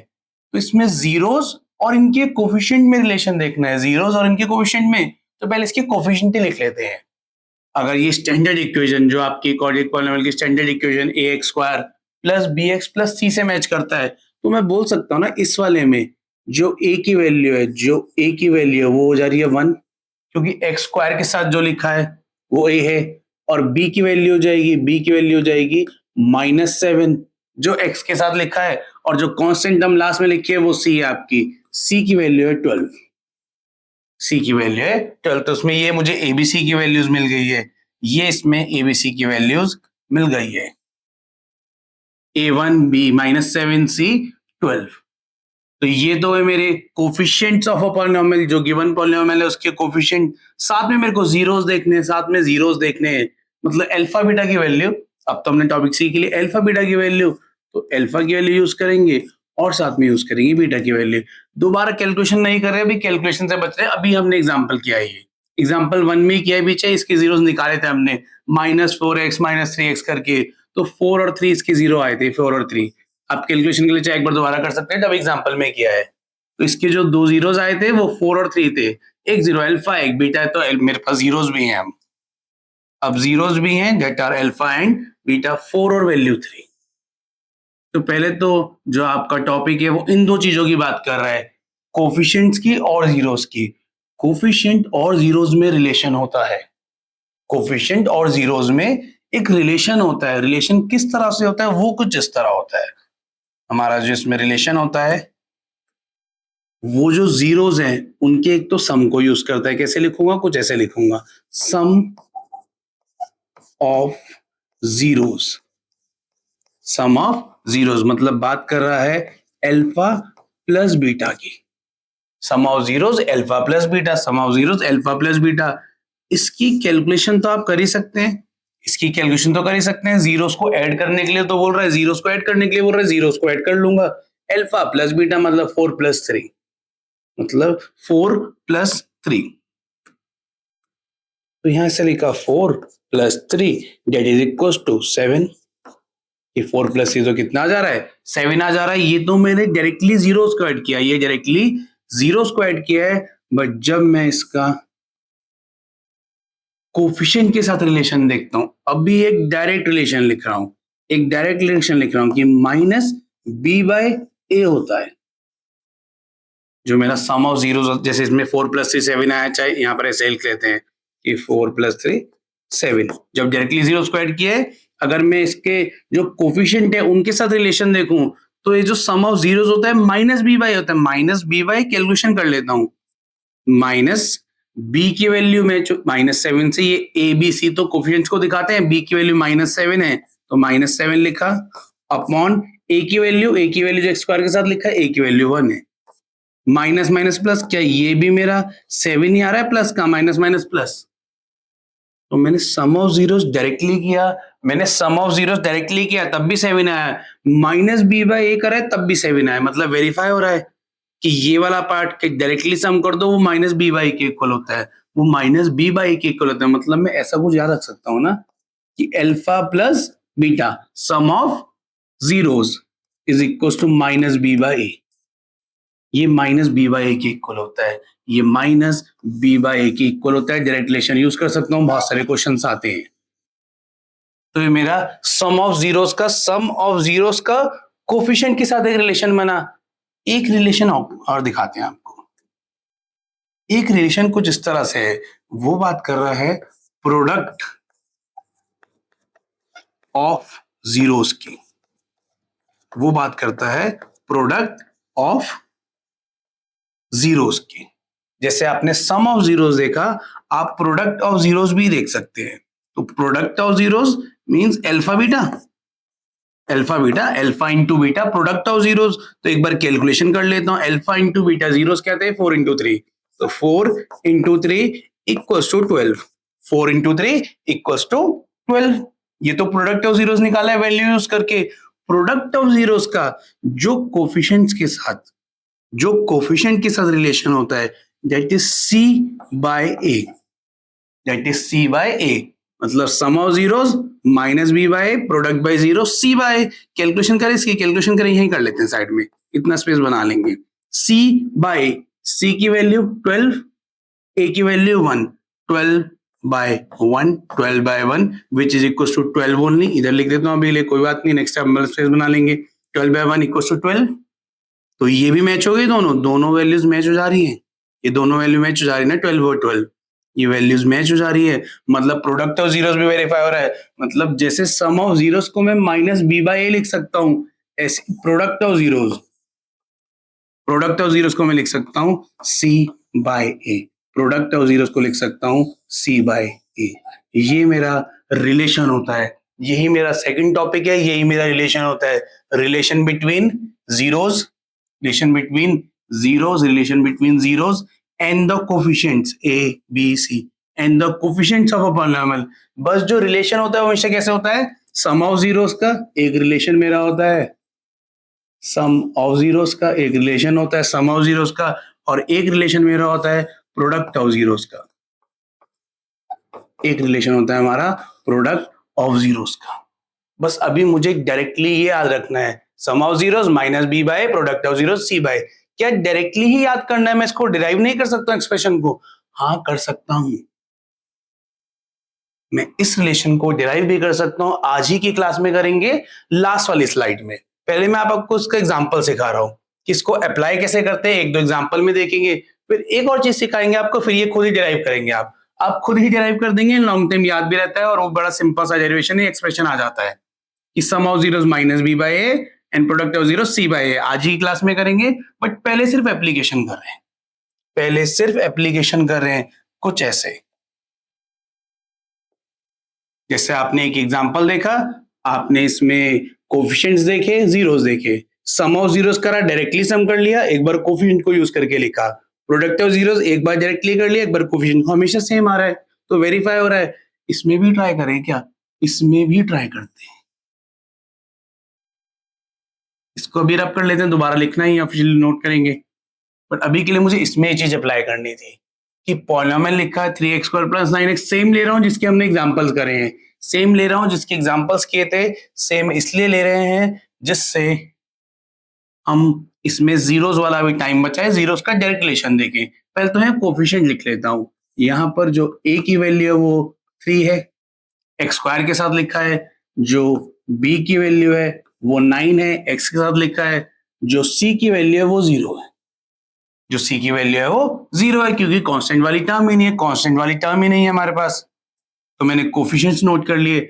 बाद में तो आप इसे नोट भी नहीं करेंगे, डायरेक्टली यूज कर लेंगे, अभी तो सीख रहे हैं तो इतना टाइम दे रहे हैं इसमें, बाद में तो नोट भी नहीं, डायरेक्टली एबीसी यूज करोगे आप, तुरंत करेंगे इसके MCQ question, board questions 10 second लेंगे, आप आंसर कर देंगे सीधा टिक। तो अभी तो मैंने एबीसी लिख लिया, पहली बार सीख रहा हूँ, अच्छा ये कोफिशिएंट है, फिर मैंने जीरोस लिख लिए कि फिर मैं जीरोस लिख लेता हूँ, अच्छा इसके जीरोस क्या है, इसके जीरोस क्या है, तो जीरोस तो अभी हमने किए थे इसके कैलकुलेट, इसके दोनों जीरोस देखे थे, अल्फा भी बीटा भी, कैसे किया था, कॉमन लेके हो गए थे, 3x कॉमन लिया था, फिर 3x का एक ब्रैकेट बना था, एक x प्लस 3 का बना था, एक से वैल्यू 0 आई थी, एक से वैल्यू 0 आई थी, और एक से वैल्यू आई थी -3, तो जीरोस हमने इसके फाइंड करे। वैसे फाइंड करने पड़ते हैं, अगर क्वेश्चन आएगा जिसमें आपको वेरीफाई करना है, आपको जीरोस फाइंड करने पड़ते हैं, बट अभी मैं आपका ध्यान यहाँ ले जाना चाह रहा हूँ पूरी तरह से कि सम और प्रोडक्ट में, तो ये इसके जीरोस आए थे, जैसे ही इसके जीरो आए थे एक बार मैं ट्राई करूंगा sum of zeros, sum of zeros यहाँ पर लिखा है, बार बार नहीं लिख रहा हूँ, डायरेक्टली एक्सप्रेशन लिखूंगा, जब भी सम ऑफ जीरोस है अल्फा प्लस बीटा लिख लूंगा, तो पहले मैं सम ऑफ जीरोस ही, जो फर्स्ट वाला सम ऑफ जीरोस है वो वेरीफाई कर रहा हूँ, तो मैं लिखा sum of zeros, alpha plus beta की बात कर रहा हूँ, sum of zeros alpha plus beta, ये सम ऑफ जीरोस ही दो वे में आ सकता है, इस सम ऑफ जीरोस ही दो वे में आ सकता है, वो दो वे क्या है कि या तो डायरेक्टली ऐड कर दो, literal meaning sum of zero, zeros को ऐड कर दो, 0 plus -3 plus minus minus, answer आ जाएगा फाइनली -3, तो सम ऑफ जीरोस यहां से आ रहा है -3 की, डायरेक्टली ऐड कर दीजिए, बट ये तो डायरेक्टली किया है मैंने, मेरे को पता है इसका तो रिलेशन होता है, इसका रिलेशन होता है, जो सम ऑफ जीरोस होता है वो इक्वल होता है -b बाय रिलेशन किससे, कोफिशिएंट से, रिलेशन किससे, कोफिशिएंट से, कोफिशिएंट से तो एबीसी आगे भी देखेंगे, तो -b बाय ए, -b बाय -b की वैल्यू 9, b की वैल्यू 9, a की वैल्यू 3, a की वैल्यू 3, 3 3 जा 9, -3 आंसर आ रहा है, यहां से भी -3 यहां से भी आ रहा है, वेरीफाई हो जा रहा है कि हाँ भाई sum of zeros -b by a होता है, क्योंकि मैंने लिटरल मीनिंग से देखा है, तो जो सम ऑफ जीरोस का रिलेशन होता है -b by a, -b by a, और ऐसे ही अगर मैं प्रोडक्ट फाइंड करूंगा, ऐसे ही अगर मैं फाइंड करूंगा प्रोडक्ट ऑफ जीरोस, मतलब अल्फा इंटू बीटा, आपसे डायरेक्टली लिखूं प्रोडक्ट ऑफ जीरोस, जो मैंने सेकंड पॉइंट में सीखा था, सेकंड पॉइंटर में, कि product of zeros alpha into beta, एक बार उसके लिटरल मीनिंग से करूंगा, मतलब प्रोडक्ट ही कर दूंगा, और एक बार जो उसका कोफिशिएंट बनता है, एक बार जो उसका कोफिशिएंट्स के साथ रिलेशन बनता है, तो अल्फा बीटा मतलब मल्टीप्लाई करेंगे, तो क्या है मेरे जीरोस, 0 और -3, alpha into beta, 0 into -3 which is equal to 0, 0 आ रहा है। और वैसे अल्फा बीटा का रिलेशन क्या होता है कोफिशिएंट्स के साथ, मैं बार बार रिपीट करूंगा, यही सीखना है कि जीरोस और कोफिशिएंट्स में रिलेशन देख रहे हैं हम, जीरोस और कोफिशिएंट्स में, तो ये जीरोस लिखे हैं, कोफिशिएंट में वो होता है c by a, sum of zeros -b by a, product of zeros c by a, product of zeros c by a, product of zeros c by a, c की वैल्यू 0 है, a की value 3 है, 0 by anything 0, तो product of zero c by a से भी 0 है, इससे भी 0, वेरीफाई हो रहा है, मतलब सही चल रहा है, ये जो रिलेशन है alpha plus beta -b by a, alpha beta c by, बिल्कुल सही जा रहा है, दोनों में वेरीफाई हो गया, जीरोस खुद फाइंड करें, हमने कैलकुलेशन खुद कर रहे हैं। थर्ड वाले में ट्राई करेंगे, चलिए इसमें भी ट्राई करते हैं, कि थर्ड वाले में ट्राई करते हैं।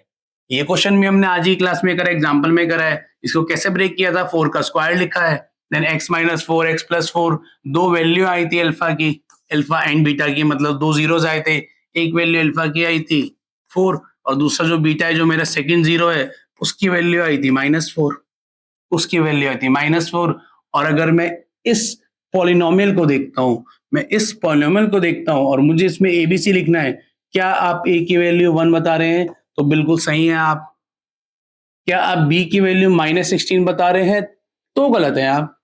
b की वैल्यू -16 नहीं होगी ना, ऐसे नहीं पढ़ते हैं बस पहले जो लिखा है a फिर जो लिखा है b, नहीं।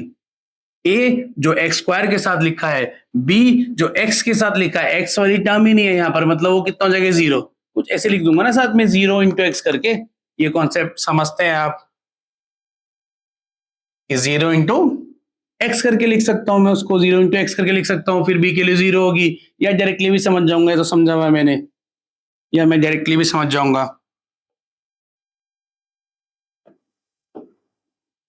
कि b की वैल्यू कितनी है 0, b की वैल्यू कितनी है, अरे पेन नहीं चूज कर रहे हम, b की वैल्यू कितनी है 0, और c की वैल्यू कितनी है, c तो कांस्टेंट वाली टर्म होती है, c तो कांस्टेंट वाली टर्म होती है, तो c अगर मेरी कांस्टेंट वाली टर्म होती है तो c की वैल्यू आ जा रही है -16, -16। तो a की वैल्यू, b की वैल्यू, c की वैल्यू है, इन दोनों को नोट कर लेते हैं पहले अच्छे से, तो इनको ऐसे क्लोज कर लेते हैं बॉक्स में, कि आपका ध्यान पूरी तरह से इन्हीं पे होना चाहिए। किन पे होना चाहिए ध्यान मेरा? कोफिशिएंट्स पे और जीरोस पे। ध्यान होना चाहिए सिर्फ कोफिशिएंट्स पे और जीरो पे, क्योंकि इनमें ही मैं वेरीफाई करने वाला हूं सम ऑफ जीरोस, इनमें ही वेरीफाई करने वाला हूं sum of zeros, that means alpha plus beta, sum of zeros, उसका लिटरल मीनिंग मतलब दोनों ऐड हो रहे हैं, तो ऐड कर लूंगा 4 plus -4, answer will be 0। Answer कितना आ रहा है? 0 आ जा रहा है। और अगर मैं इसका जो कोफिशिएंट के साथ रिलेशन होता है, जो होता है sum of zeros alpha plus beta का, -b/a, वो वैल्यू यूज कर लेता हूं ना, -b की वैल्यू 0, a की वैल्यू 1, a की वैल्यू तक कुछ भी हो, 0 बाय एनीथिंग 0, -b हट जाएगा तो 0। तो ये जो मेरा सम ऑफ जीरोस है वेरीफाई हो रहा है, सम ऑफ जीरोस वेरीफाई हो रहा है। मैं प्रोडक्ट ऑफ जीरोस वेरीफाई करूंगा, मैं प्रोडक्ट ऑफ जीरोस वेरीफाई करूंगा, मतलब अल्फा बीटा की बात कर रहा हूं। प्रोडक्ट ऑफ जीरोस, एक बार उसका लिटरल मीनिंग देख लूंगा, और एक बार उसका जो रिलेशन है, एक बार उसका जो रिलेशन है कोफिशिएंट्स के साथ, वो वेरीफाई करूंगा। अगर अल्फा इंटू बीटा करना है, एक जीरो मेरा 4 है, एक -4 है, मल्टीप्लाई करके आंसर आएगा -16, मल्टीप्लाई के आंसर आ रहा है -16। और जब मैं alpha beta, product of zeros क्या होता था? c/a, some of zeros -b/a, याद हो जाना चाहिए। आज ही क्लास में डिराइव भी करेंगे, तो ऐसा नहीं है कि आप रटे रहे हो, आप डिराइव करके तब याद कर लेना। अल्फा बीटा मेरा जो प्रोडक्ट ऑफ जीरोस है वो है c/a, वो है c/a, c/a। c की वैल्यू -16, a की वैल्यू 1, -16/1, जो कि -16 ही आ रहा है, मैच कर जा रहा है, -16, मतलब हाँ भाई, ये मैं याद रख सकता हूं कि sum of zeros alpha beta -b/a होता है, product of zeros alpha beta c/a होता है। यही होता है जीरोस और कोफिशिएंट में, जीरोस और कोफिशिएंट में रिलेशन, जीरोस और कोफिशिएंट में रिलेशन। बहुत इंपॉर्टेंट टॉपिक चैप्टर का, बहुत ज्यादा क्वेश्चंस बनते हैं इसी के बेस पे। आने वाले लेक्चर्स में हम जब पूरे पूरे बोर्ड क्वेश्चंस लेंगे, आपके प्रीवियस ईयर क्वेश्चंस लेंगे एमसीक्यू के फॉर्म में, केस बेस के क्वेश्चंस लेंगे, तो ये वाले क्वेश्चंस बहुत ज्यादा आएंगे, तब हम इनमें डील भी करेंगे। अभी के लिए आई होप ये टॉपिक आपको पूरा क्लियर हो गया। आप ये 3 एग्जांपल बस इसी फॉर्मेट में कॉपी कर लीजिए, एक पेज में इसी फॉर्मेट में कॉपी कीजिए, जब भी रिवाइज रहेंगे आपको पूरा टॉपिक रिवाइज हो जाएगा। इसको नोट करते हैं, फिर आगे चलते हैं टॉपिक में, टॉपिक नंबर 3। पहले इसको कॉपी कर लीजिए आप। चलिए फिर नेक्स्ट टॉपिक करते हैं। ये था आपका टॉपिक नंबर 2, जिसमें हमने जीरोस और कोफिशिएंट के बीच में रिलेशन भी देख लिया, जीरोस और कोफिशिएंट के बीच में रिलेशन भी देख लिया। आज की क्लास में हम इसको डिराइव भी करेंगे, बट पहले एक टॉपिक 3, क्योंकि टॉपिक 3 का यूज होता है इसमें, टॉपिक 3 का यूज होता है। टॉपिक 3, अच्छा क्वेश्चन डाला है हमने आपके लिए, पहले क्वेश्चन करें क्या? चलिए क्वेश्चन करते हैं। जो हमने टॉपिक सीखा उसके बेस पे क्वेश्चन हो रहा है, पहले क्वेश्चन कर लेते हैं फिर टॉपिक सीखते हैं। तो क्वेश्चन कुछ ऐसा है, if the sum of zeros, साथ में ही सीखते हैं, सॉल्व तो आपसे ही करवाएंगे। एक बार तो आपको क्वेश्चन हमेशा सॉल्व करना चाहिए, देखने के लिए कॉन्सेप्ट से ही आ गया या क्वेश्चन ही करना पड़े, कॉन्सेप्ट से आ गया होगा आपको। If the sum of zeros, तो सम ऑफ जीरोस की बात करें, ऑफ द पॉलिनोमियल, एक पॉलिनोमियल दिया है आपको, ये पॉलिनोमियल दे रखा है, इज -1, लैंग्वेज तो मिस कभी करनी ही नहीं। तो ये वो पॉलिनोमियल है जिसका सम ऑफ जीरो -1 है, जिसका सम ऑफ जीरो -1 है। Then find the value of p, then find the value of p. एक बार पॉज करके क्वेश्चन खुद से ट्राई कीजिए, अगर आप पी के वैल्यू फाइंड कर सकते हैं फिर साथ में क्वेश्चन कैलकुलेट करेंगे। तो पॉज कीजिए, सॉल्व कीजिए, फिर साथ में कैलकुलेट करते हैं। चलिए सॉल्व करते हैं इसको। जब भी क्वेश्चन आएगा, बोर्ड क्वेश्चन है 2025 में या 2 मार्क्स का, तो आप स्किप तो नहीं कर सकते हैं कुछ भी, आज आपको ध्यान से पढ़ना है कि क्वेश्चन बोला है if the sum of zeros, हमेशा उसको मार्क ही कर लो करो। इंपॉर्टेंट चीज क्या है, सम ऑफ जीरोस की बात कर, of the polynomial, of the polynomial, polynomial दिया आपको, इस यहाँ एंड हो गया ना पॉलिनोमियल, क्योंकि उसका लैंग्वेज स्टार्ट हो गया है। Sum of zeros of this polynomial is -1, is -1, ये इंपॉर्टेंट हो गया मेरे लिए, इज -1, इज -1। तो वो कितना है मेरे लिए, वो कितना है, -1 है। तो ये वाला पार्ट मैंने इंपॉर्टेंट समझ लिया भाई, वो कितना है, -1 है। तो जो सम ऑफ जीरोस है इस पॉलिनोमियल का, वो -1 है। इसको नोट करते हैं सबसे पहले, ये इंपॉर्टेंट लग रहा है। तो ये तो इंपॉर्टेंट चीज, सम ऑफ जीरोस की बात कर रहा है, सम ऑफ जीरोस की। अब मेरे को अगर ये बात कर रहा है तो मैं डायरेक्टली लिखूंगा ना अल्फा प्लस बीटा। जब भी सम ऑफ जीरोस की बात कर रहा है, जब सम ऑफ जीरोस की बात कर रहा है, अल्फा प्लस बीटा लिखूंगा। ऑफ दिस पॉलिनोमियल, इस पॉलिनोमियल का सम ऑफ जीरो -1 है। इस पर्टिकुलर पॉलिनोमियल में अल्फा प्लस बीटा की वैल्यू -1 है। मुझे पी की वैल्यू फाइंड करनी है। तो क्या मैं इस पॉलिनोमियल का, जो वैसे भी वेरिएबल फॉर्म में जा रही है और ज्यादा पी भी है, क्या मैं इस पॉलिनोमियल का जीरो फाइंड करूं, कि इसके दोनों जीरो फाइंड करो, अल्फा और बीटा, वो अल्फा बीटा यहाँ पुट करो तब -1 रखूंगा? नहीं ना, अल्फा प्लस बीटा लिखते ही अगर आपको ये नहीं याद आया है कि अल्फा प्लस बीटा तो -b/a होता है, यही तो सीखा है हमने पिछली स्लाइड में। टॉपिक 2 में रिलेशन ही तो देखा है हमने, तभी तो उसके बेस पे क्वेश्चन डाला है। टॉपिक 3 क्वेश्चन के बाद स्टार्ट करेंगे कि -b/a होता है, इस सम ऑफ जीरोस तो -b/a होता है जब जीरोस का कोफिशिएंट के साथ रिलेशन देखते हैं। उसकी वैल्यू क्वेश्चन नहीं दे दी है -1, तो वो लिख दी कंडीशन कि -b/a कितना है, -1 है। क्या मैं ये b और a की वैल्यू रख सकता हूं? क्या मैं b और a की वैल्यू हाँ रख सकता हूं? वो तो इस पॉलिनोमियल से आएगा, ये क्वाड्रेटिक पॉलिनोमियल है, x² दिख रहा है, तो जो x² के साथ लिखा है, जो x² के साथ लिखा है, वो ही तो वैल्यू किस चीज की है, वो वैल्यू a की होती है। x² के साथ जो लिखा होता है वो a होता है। लिख लेता हूं यहां पर आपके लिए कि a की वैल्यू किससे मैच हो रही है, p+1, a की वैल्यू मैच हो रही है p+1।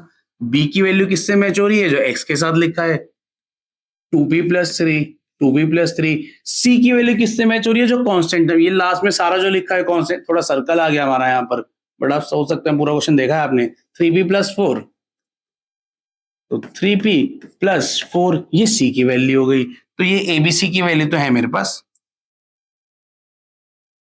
ये तो इंपॉर्टेंट पार्ट हो जाता है यहाँ पर कि ए बी की वैल्यू, ये सी की वैल्यू, ए बी सी की वैल्यू है। ये कई बार बहुत कॉम्प्लेक्स बनाने का ट्राई करता है बोर्ड क्वेश्चन, आगे क्वेश्चन करूंगा और कॉम्प्लेक्स बनाता है, डायरेक्टली दिखता भी नहीं, कैलकुलेशन करनी पड़ती है, तो हमेशा वो इसको कॉम्प्लेक्स बनाता है। बट आप बड़े ध्यान से x² के साथ कांस्टेंट टर्म देखिए, एबीसी की वैल्यू है, क्वेश्चन ने सम ऑफ जीरो -1 बोला, मैंने लिखा -b/a की वैल्यू -1 हुई, क्योंकि सम ऑफ जीरोस का रिलेशन होता है, माइनस b की वैल्यू अब यहां से पिक करूंगा, ब्रैकेट लगाऊंगा क्योंकि ब्रैकेट बाइनोमियल की तरह लिया है, माइनस बाहर लिखा है, 2p+3 -b अपॉन a की वैल्यू कितनी है, p+1, p+1 equals to -1 according to question.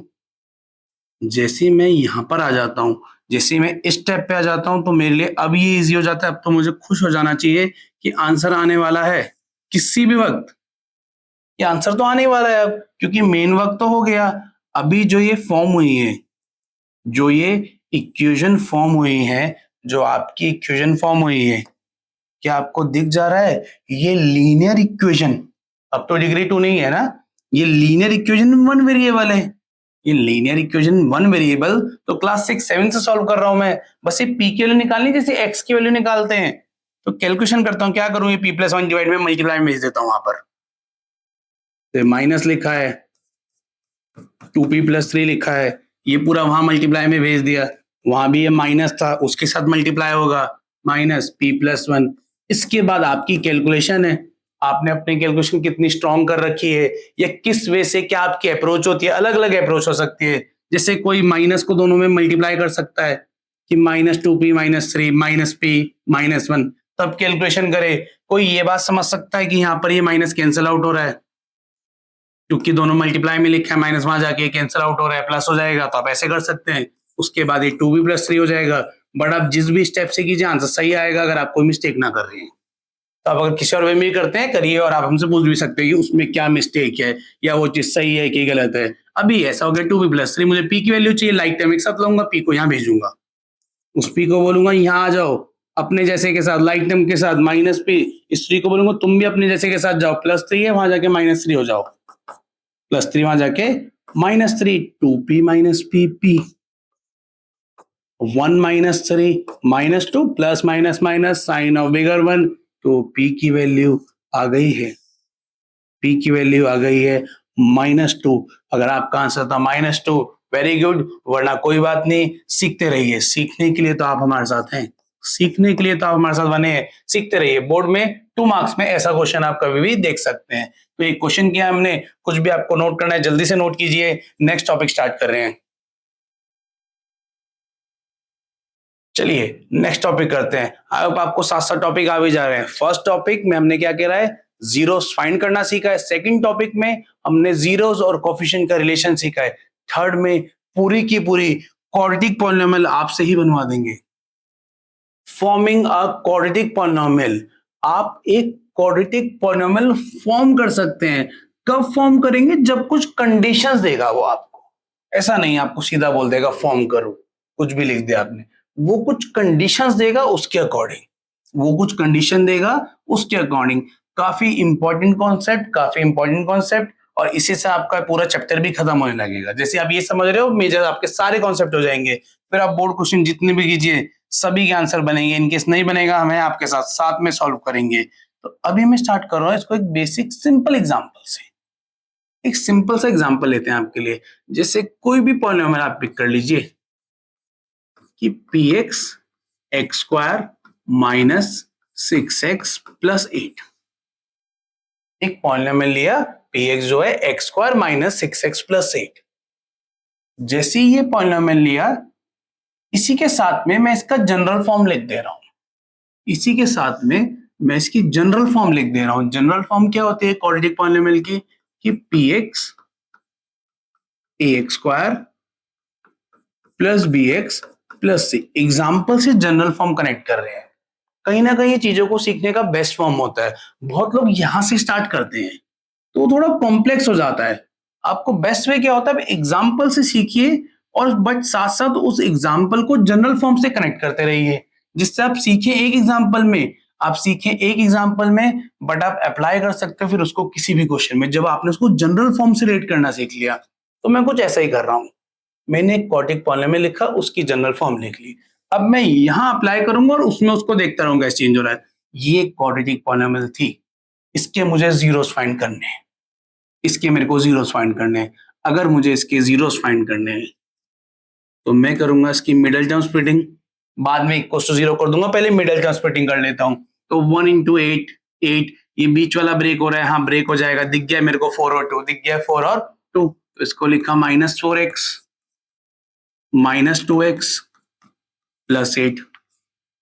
यहां से कॉमन क्या जा रहा है, यहां से मेरा कॉमन जा रहा है x, तो ब्रैकेट में बचेगा x - 4, ब्रैकेट में बच जा रहा है x - 4। इसमें कॉमन ले रहा हूं -2, ये तो हमने थोड़ा प्रॉपर लिख देते हैं, इसमें कॉमन लिया हमने -2, यहां बन जाएगा x - 4, वही सेम ब्रैकेट बन रहे हैं। अभी यहाँ px लिखते रहूंगा, इस बार 0 अभी नहीं लिया, बाद में कंडीशन अप्लाई करूंगा जीरो पॉलिनोमियल की, दोनों में से x - 4 कॉमन आ रहा है। जब x माइनस 4 कॉमन लिया, जब x माइनस 4 कॉमन लिया तो यहां से आई x माइनस 2 बचा, वही जीरोस निकालने वाला वे जो सीखा है आज ही।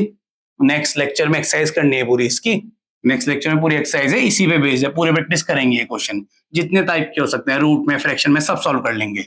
एनसीईआरटी भी करेंगे, प्रीवियस ईयर क्वेश्चन भी करेंगे। अभी यहां से यहां आ गया हूं, चेंज बस इतना हुआ है, इसी की फैक्टराइज फॉर्म लिखी है, सेम यही पॉलिनोमियल है, ये फैक्टराइज फॉर्म लिखी है। जैसे इसको ऐसे दिखाते हैं, क्या इसको मैं कुछ लिख सकता हूं? हाँ लिख सकता हूं, बट पहले उसके लिए आपको उसको जीरोस भी फाइंड कर लेता हूं, कि मुझे जीरोस फाइंड करने थे, कि मुझे जीरोस फाइंड करने थे।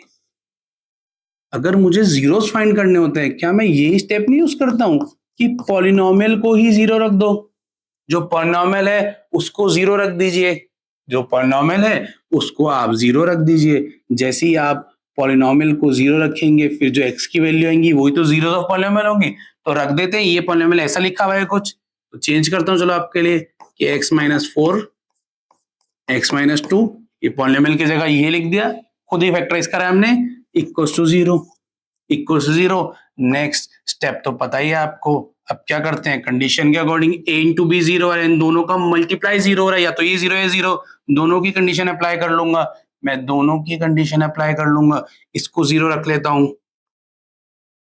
तो x minus 4 equals to zero, x minus 4 is equals to zero, x की वैल्यू 4 हो जा रही है, x की वैल्यू 4 हो जा रही है, x की वैल्यू 4 हो जा रही है, और यहां से देखूंगा तो x minus 2 equals to zero, x minus 2 equals to zero, x की वैल्यू 2 हो जा रही है, x की दो वैल्यू आ गई, इसके जीरोस भी आ गए, अल्फा बीटा से डिनोट भी कर देता हूं, अल्फा बीटा से डिनोट भी कर देता हूं उसको, कि जो मेरा अल्फा की वैल्यू है वो 4 है, जो बीटा की वैल्यू है वो 2 है, कि अल्फा की वैल्यू 4 है, बीटा की वैल्यू 2 है।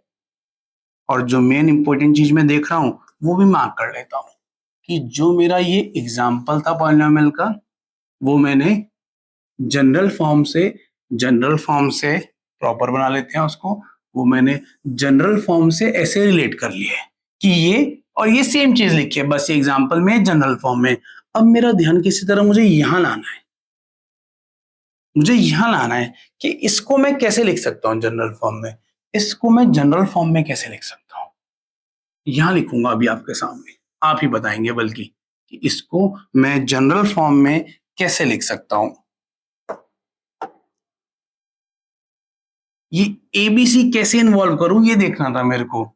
मैं यहां से एक चीज नोटिस करी, ये अल्फा की वैल्यू 4 है, बीटा की वैल्यू 2 है, यही तो जीरोस है मेरे, अल्फा 4 बीटा 2, ये आपको और कहीं दिख रहे हैं? मुझे ये एग्जैक्टली यहां दिख रहे हैं दोनों, ये लिखा है 4, ये लिखा है 4, ये लिखा है 2, ये लिखा है 2। क्या मैं इसको, इस वाले को 4 को कहां से रिप्लेस कर सकता हूं? अल्फा से। हमेशा ऐसा ही नहीं होता जब आप जीरोस फाइंड करते हैं, कभी आप ऐसे x प्लस 7 लिखते हैं, x माइनस 3 लिखते हैं, फिर वो वाली टर्म उधर जाती है।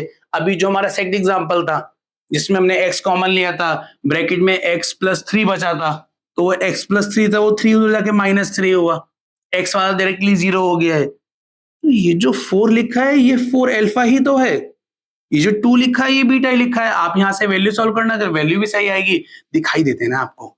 देखो ये कैसे लिखा है, ये जो पॉलिनोमियल है, अभी रब कर दूंगा इसको, एक ही बारी में देख लेना, कि x minus 4 x minus alpha लिख देता हूं, क्योंकि दिख रहा है इसलिए लिख रहा हूं। यहाँ यार सेम चीज लिखी है, अल्फा लिख दिया, 2 की जगह लिख दिया बीटा, x माइनस बीटा। इसके जीरोस फाइंड करूं, इसके जीरोस फाइंड करता हूं। जीरोस कैसे फाइंड करूंगा? पॉलिनोमियल को इक्वल टू जीरो रखूंगा, पॉलिनोमियल को इक्वल टू जीरो रखूंगा, एक बार इसको जीरो एक बार इसको जीरो, पहले वाले को जीरो करूं, x माइनस अल्फा को जीरो करूं, x की वैल्यू कितनी आ गई? अल्फा। सेकंड वाले को जीरो करूं, x माइनस बीटा को जीरो करूं, x की वैल्यू कितनी आ गई? बीटा। आ गई ना अल्फा बीटा, जीरोस आ गए अल्फा बीटा, मतलब सेम चीज सही लिख रहा हूं।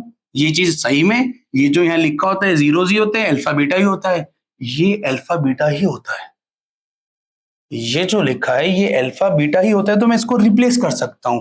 कैसे रिप्लेस कर सकता हूं? कुछ ऐसे रिप्लेस करूंगा।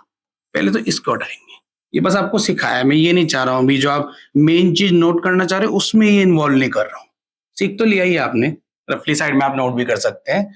बट अभी ये अल्फा बीटा लिखे हैं, मतलब इसको, इस वाले पॉलिनोमियल की फॉर्म को, बहुत इंपॉर्टेंट है, बड़े ध्यान से समझना, एकदम से सारी चीजें अनवील हो जाएंगी, बट आप बीच में छोड़ दोगे वो रह जाएगा, हमेशा के लिए रह जाएगा। थोड़ा सा पेशेंस बनाइए, ध्यान से देखिए कि ये अल्फा बीटा लिखा है, इसकी जनरल फॉर्म कुछ ऐसी हो जाएगी, x minus alpha, x minus alpha, x minus beta. यहीं से हो जाते हैं आप, क्या थे क्वेश्चन दो, इसी एक्सप्रेशन से, जो बहुत लोग कभी यूज ही नहीं करते हैं, कि x minus alpha, x minus beta, ये इसकी जनरल फॉर्म लिखी है। जैसे ये इसकी फॉर्म लिखी है, इसकी फॉर्म, यहां से यहां आया हूं मैं, यहां से यहां आया हूं ना फैक्टराइज करके, तभी ये फैक्टराइज फॉर्म है, तो मैं यहां से यहां भी आ सकता हूं।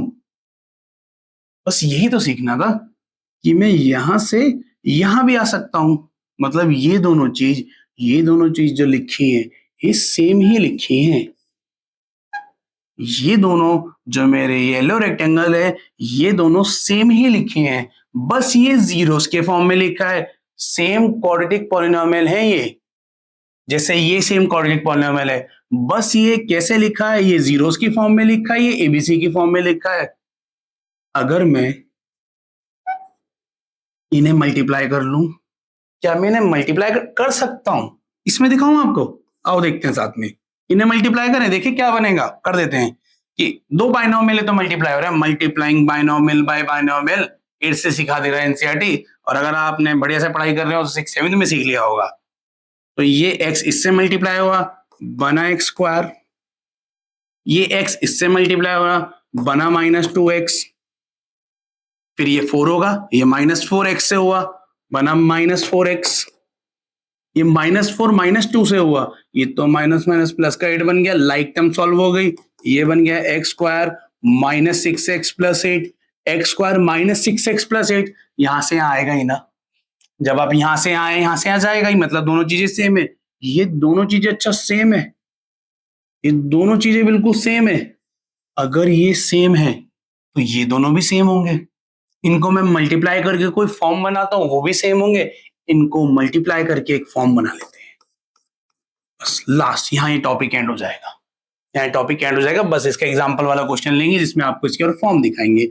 अभी इनको मल्टीप्लाई करता हूं, x into x, x square, x into minus beta, तो माइनस एक्स बीटा या माइनस बीटा एक्स आप कुछ भी लिख सकते हैं, कम्यूटेटिव प्रॉपर्टी, तो माइनस बीटा एक्स लिख रहा हूं, चलो अभी फॉर्मेट में x को पीछे रख रहा हूं, तो x into beta, x into beta, x beta लिख दूं, बीटा एक्स लिख दो, 2 इंटू 3, 3 इंटू 2, दोनों केस में 6 आ रहा है, तो ये आ गया। फिर ये माइनस एल्फा मल्टीप्लाई होगा, minus alpha into x, minus alpha x, minus alpha x, minus alpha into minus beta, plus alpha beta, minus minus plus, alpha into beta alpha beta, ये बना है।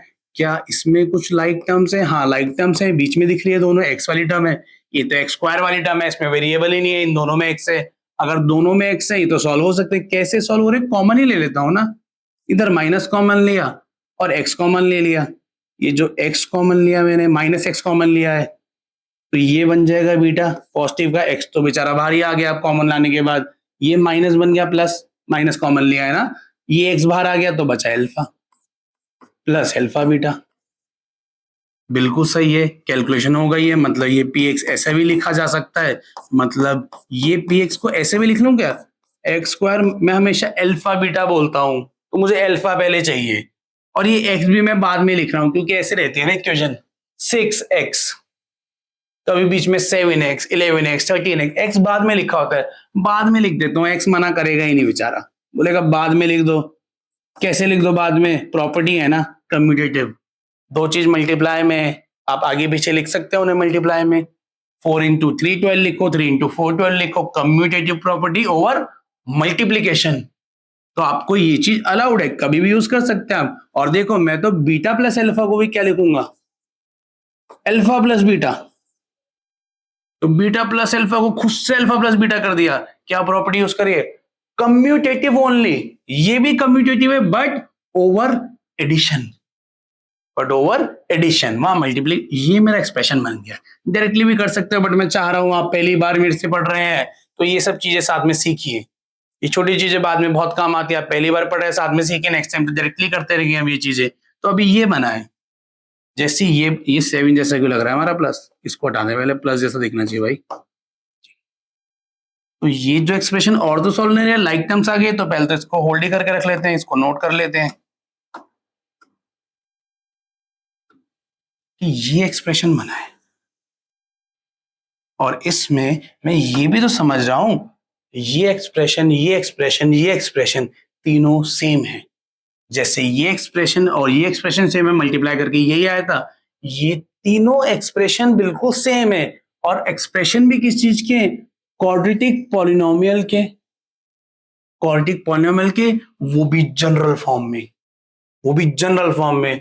मतलब अगर मुझे कोई बोलता है form a quadratic polynomial, form a quadratic polynomial, अब सीखा आपने टॉपिक। एक बार थोड़ा ध्यान देना होता है, फिर वो टॉपिक इतना इजी हो जाता है कि फॉर्म अ क्वाड्रेटिक पॉलिनोमियल, मैं बोलूंगा मुझे कुछ प्रोवाइड तो करो डेटा। अगर उसने बोला मैं एबीसी की वैल्यू दे रहा हूं, सीधा एबीसी की वैल्यू दे रहा हूं, तब तो यहाँ वैल्यू रख दूंगा स्टैंडर्ड फॉर्म में, बन गई क्वाड्रेटिक पॉलिनोमियल। ये थोड़ा ना एक क्वेश्चन ही याद रखना है, फॉर्मेट सीखना है। अगर एबीसी की वैल्यू दी तो यहां वैल्यू रख दी, बन गई क्वाड्रेटिक पॉलिनोमियल। उसने बोला मैं आपको जीरोस दे रहा हूं, मैं आपको जीरोस देख रहा हूं, मतलब अल्फा बीटा की वैल्यू यहां रख दूंगा, तब बन गई। अगर एबीसी दिया, यहां से बन गई क्वाड्रेटिक पॉलिनोमियल। अगर उसने मुझे अल्फा बीटा दिया, यहां से बन गई क्वाड्रेटिक पॉलिनोमियल। अगर उसने मुझे बोला मैं आपको दे रहा हूं sum of zeros and product of zeros, जो कि दे सकता है क्योंकि हमने रिलेशन सीखा है, इंपॉर्टेंट टर्म है कि sum of zeros and product of zeros, मतलब alpha plus beta and alpha beta, जिसके बेस पे पूरा एक क्वेश्चन है आपका एनसीईआरटी में भी, अभी सीखेंगे नेक्स्ट लेक्चर में। तो अगर उसने सम ऑफ जीरोस और प्रोडक्ट ऑफ जीरोस दे दिया, तब मैं ये वाला एक्सप्रेशन यूज कर लूंगा, तब मैं ये एक्सप्रेशन यूज कर लूंगा। हो गए ना 3 एक्सप्रेशन, कर ली ना हमने फॉर्म क्वाड्रेटिक पॉलिनोमियल। और वो भी ऐसे नहीं कि बस ये लिखा और इस पे क्वेश्चन कर लिए, प्रॉपर कॉन्सेप्ट के साथ कैसे रिलेट हो रहे हैं, कैसे ये आया है, ये फॉर्मूला बना कैसे। ये चीजें बहुत छोटी होती है बट इंपॉर्टेंट बहुत होती है। जब बहुत टफ क्वेश्चन आएगा तब यहां से पिक होता है क्वेश्चन, तब इन चीजों से पिक होता है। और ये लॉन्ग टर्म रहती है आपके साथ। आप ऐसे सीखेंगे तो आपको रटना नहीं पड़ेगा, भूलोगे नहीं, अरे यार वो भूल गया, आप 1 मिनट में डिराइव कर लेंगे इसको। आपको ये चीज याद रहेगी, कैसे याद रहेगी? यहां से याद रहेगी। आप स्टेप वाइज पढ़िए, आपको चीजें याद रहेगी। मैं इसको यूज कर लूंगा जब मेरे को sum of zeros and product of zeros देंगे। 3 फॉर्मूले या 3 वे बन गए हैं मेरे पास, 3 वे बन गए हैं, इनको नोट करना। इसमें बस मैं आपको एक और चीज सिखाऊंगा, इसमें एक और चीज सिखाऊं, बड़ी इंटरेस्टिंग चीज है, बहुत लोग मिस ही कर देते हैं। पूरा चैप्टर पढ़ लिए छोड़ ही देंगे उस चीज को कि वो भी कुछ होता है, बाद में कोई बताएगा उसको भी इग्नोर कर देंगे, टॉपिक छोड़ दोगे आप एक टॉपिक छोड़ देंगे, सेशन रीजन का क्वेश्चन अभी गलत करवा देंगे आपसे अगर आप उस चीज को मिस करते हैं तो। इसमें एक और चीज सिखाऊंगा, आप देखना कैसे इसकी इनफाइनाइट वेज बन जाएगी। इनफाइनाइट वेज अभी सीखते हैं, इसको नोट करना, नेक्स्ट स्क्रीन पे इसी पे सीख रहे हैं और ये एंड हो जाएगा लेक्चर आपका। देखेंगे अगर एक और बोर्ड क्वेश्चन कराना होगा आपसे, बट अभी के लिए ये नोट करना बड़े ध्यान से, बिल्कुल इसी फॉर्मेट में जिससे आप रिवाइज करें, आप रिलेट कर सके, कॉपी। चलिए फिर इसी टॉपिक का एक जो इससे मेरे को एक्स्ट्रा चीज सिखानी है वो सीखते हैं, एंड करेंगे। आपका लास्ट टॉपिक है, जो हमने 3 आपके कॉन्सेप्ट लिए थे, मेजर कॉन्सेप्ट, इस बार 3 मेजर कॉन्सेप्ट थे, उसमें थर्ड कॉन्सेप्ट है। कॉन्सेप्ट कहीं ना कहीं यही हो गया है, यहीं से सारे आंसर आ जाते हैं आपके, यहीं से आंसर आ जाता है आपके। स्टिल हम इसका एक और पॉइंट है वो आपको सिखाते हैं। ये एक क्वेश्चन तो सीख लो, इसका क्वेश्चन कैसे फॉर्म होता है। इसका क्वेश्चन कुछ इस तरह से फॉर्म होता है, एग्जाम्पल से देखिए क्वेश्चन कैसे होगा। क्वेश्चन सिंपली ऐसे आ जाता है एग्जाम में कि आपको अल्फा प्लस बीटा की वैल्यू दे देंगे, वही सम ऑफ जीरोस जो आपका तीसरे वाला वे है। कैसे? ऐसे देखो, इस सम ऑफ जीरोस की वैल्यू बोलेंगे 6 है, कि सम ऑफ जीरोस की वैल्यू कितनी है? 6 है। और प्रोडक्ट ऑफ जीरोस कितना है? वो 8 है। कि सम ऑफ जीरोस 6 है, प्रोडक्ट ऑफ जीरोस 8 है। कि क्वाड्रेटिक पॉलिनोमियल फॉर्म कर दो, कि एक क्वाड्रेटिक पॉलिनोमियल फॉर्म कर दीजिए, एक क्वाड्रेटिक पॉलिनोमियल फॉर्म कर दीजिए जिसके सम ऑफ जीरोस आपको गिवन है, जिसका सम ऑफ जीरोस गिवन है, इसमें 6 है इस केस में, और प्रोडक्ट ऑफ जीरोस गिवन है, और प्रोडक्ट ऑफ जीरोस गिवन है। तो ये तो मेरा थर्ड वाला वे हो गया ना। फर्स्ट में तो कोफिशिएंट वाला वो तो होता ही नहीं, आता ही नहीं कभी। सेकंड वाले में जब जीरोस ही गिवन, थर्ड में जब मेरे को सम और प्रोडक्ट, मुझे तो याद आ गया, मुझे लिखते ही याद आ गया, अच्छा ये वाला वे, अभी तो मैंने कॉन्सेप्ट में इतना अच्छे सीखा है कि ऐसी पॉलिनोमियल तो मैं बना देता हूँ। किस फॉर्मूले से बनाता हूँ? ऐसे बनाता हूँ, x square minus alpha plus beta, मतलब सम ऑफ जीरो, साथ में लिखा x plus alpha beta plus alpha beta plus alpha beta. ऐसे याद रखूं, अल्फा प्लस बीटा में ऐसा नहीं होता है, लैंग्वेज में ही चाहिए, लैंग्वेज में चाहिए तो ऐसा याद कर लूंगा कि जो पी एक्स है वो क्या है, x square minus sum of zeros, sum of zeros, alpha plus beta वही चीज लिख रहा हूं, एक्स और प्लस साथ में लिखा है product of zeros, product of zero, same चीज, बस यहाँ सिंबल्स में लिखा है, यहाँ लैंग्वेज में लिख दिया कि ऐसे ऐसे बन जाती है। तो बना देते हैं ना वो पॉलिनोमियल, कि वो पॉलिनोमियल कुछ ऐसी है, x square minus sum of zeros, इस क्वेश्चन में दिया है मेरे को 6, साथ में एक्स लिखा है प्लस प्रोडक्ट ऑफ जीरोस दिया है 8, फॉर्म हो गई। इतना ही होता है क्वेश्चन, क्वाड्रेटिक पॉलिनोमियल फॉर्म करनी है, कर दी form, x square minus 6x plus 8, बिल्कुल सही है। इसमें sum of zeros minus b by a कर लो आप, 6 आएगा, माइनस बी बाई ए करके देख लो, माइनस बी कितना है -6, ए कितना है 1, माइनस माइनस प्लस, आंसर कितना आ गया 6 आ गया। इसमें आप प्रोडक्ट ऑफ जीरोस वेरीफाई कर लो, product of zero c by a होता है, सी बाई ए 8 बाई 1, 8 आया, बिल्कुल मैच कर रहा है, तो ये आंसर तो बिल्कुल सही है कि ये वो क्वाड्रेटिक पॉलिनोमियल है जिसका सम ऑफ जीरो 6 है, इसका प्रोडक्ट ऑफ जीरोस 8 है। बट मैं आपसे ये पूछ रहा हूं, मेरे को जो इसमें एक्स्ट्रा चीज सिखानी है जो मोस्टली मिस हो जाती है स्टूडेंट से भी और कई बार टीचर से भी, कि अगर मैं ये इक्वेशन लिख के दूं आपको, 2x square minus 12x plus 16, मतलब कोई स्टूडेंट मुझे ये इक्वेशन लिख दे कि सर ये वो इक्वेशन है जिसके सम ऑफ जीरो 6 है और प्रोडक्ट ऑफ जीरो 8 है, मैं बोलूंगा ये मैं तो ये फाइंड करी थी अपने फॉर्मूले से, मैं इसको चेक करना स्टार्ट करूंगा। इसको चेक कैसे करूंगा, इसमें मैं सम ऑफ जीरो चेक करूंगा अल्फा प्लस बीटा और प्रोडक्ट ऑफ जीरो चेक कर लूंगा अल्फा बीटा, मतलब किसी ने मुझे ये आंसर दिया, मैं चेक तो करूंगा ना भाई सही बोल रहा है गलत बोल रहा है। तो sum of zero alpha plus beta करा, minus b by minus b के लिए कितनी है यहाँ पर -12 रखी अपॉन ए की वैल्यू कितनी है 2, तो -12 रखा अपॉन 2 करा, अरे कितना खराब कर दिया बताओ, नोट भी नहीं हो पा रहा है, कि माइनस बी, दोबारा लिखता हूं प्रॉपर जरा, माइनस बी बाय ए की वैल्यू कितनी है 2, ये रेड वाले में कैलकुलेशन माइनस माइनस प्लस हो गया, कट के आंसर कितना आ गया 6, अल्फा एक तो आ गया भाई। इसमें भी सम ऑफ जीरोस कितना है 6, प्रोडक्ट ऑफ जीरोस देखूं सी बाय ए होता है, प्रोडक्ट ऑफ जीरो क्या होता है सी बाय, इसको रब कर दूंगा अभी, मेरे को अभी टॉपिक पे ध्यान देना है। प्रोडक्ट ऑफ जीरोस कितने, सी बाय सी के लिए 16 है, ए की 2 है, 16/2, ये भी 8 आ रहा है, मतलब प्रोडक्ट ऑफ जीरोस 8 आ रहा है, सम ऑफ जीरो 6 मैच हो गया है। तो भाई जो कंडीशन दी वो कंडीशन फॉलो कर रहा है स्टूडेंट, तो इसका आंसर भी सही है, आंसर तो इसका भी सही है भाई। इसने जो क्वाड्रेटिक पॉलिनोमियल बनाई है, इसने जो क्वाड्रेटिक पॉलिनोमियल बनाई है वो भी सही है, वो भी इन कंडीशन को फॉलो कर रही है। और जैसे कोई एक स्टूडेंट ये बोलेगा तो किसी और स्टूडेंट के दिमाग में रहेगा मैं भी कुछ तो बोलता हूं, कुछ तो इंपॉर्टेंट सा बोलता ही उसमें, तो ये बोलेगा अच्छा ये देखो कि सर मैं देता हूं आपको एक और पॉलिनोमियल, और वो पॉलिनोमियल है कुछ ऐसी 3x square minus 18x plus 24, ये दे दे मुझे पॉलिनोमियल, बोलेगा चेक करो सर ये भी सही होगा, मैंने बोला चेक कर लेता हूं, कैसे चेक करूंगा, सम ऑफ जीरोस निकालूंगा, alpha plus beta minus b by b की वैल्यू -18 है, वैल्यू पुट करूंगा अपॉन ए की वैल्यू 3 है, इसको सॉल्व करा, माइनस माइनस प्लस 18/3 कितना आ गया 6, सम ऑफ जीरो 6 आ गया। मैंने कहा प्रोडक्ट भी चेक करूंगा, इतने जल्दी भरोसा नहीं करेंगे, प्रोडक्ट ऑफ जीरोस भी चेक करूंगा, सी बाय सी की वैल्यू 24, ए की वैल्यू 3, 24/3 वैल्यू आ गई, अरे इसका तो सम भी मैच कर गया, 8 लिखा है, प्रॉपर लिखिए क्या, प्रॉपर ही लिखते हैं आपके लिए 8, सम ऑफ जीरोस 6 आ गया, प्रोडक्ट ऑफ जीरोस 8 आ गई, ये भी मैच कर रहा है, ये भी आंसर सही है।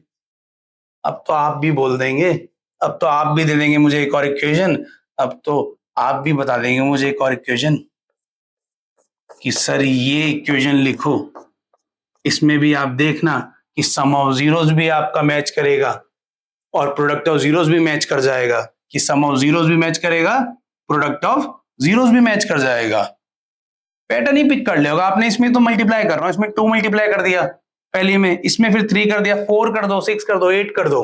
देखो ना, इस पूरी इक्वेशन में 2 मल्टीप्लाई करा, 2 मल्टीप्लाई करा, ये बना, 3 मल्टीप्लाई करा, 3, 18, 24, तो ये इक्वेशन बन गई।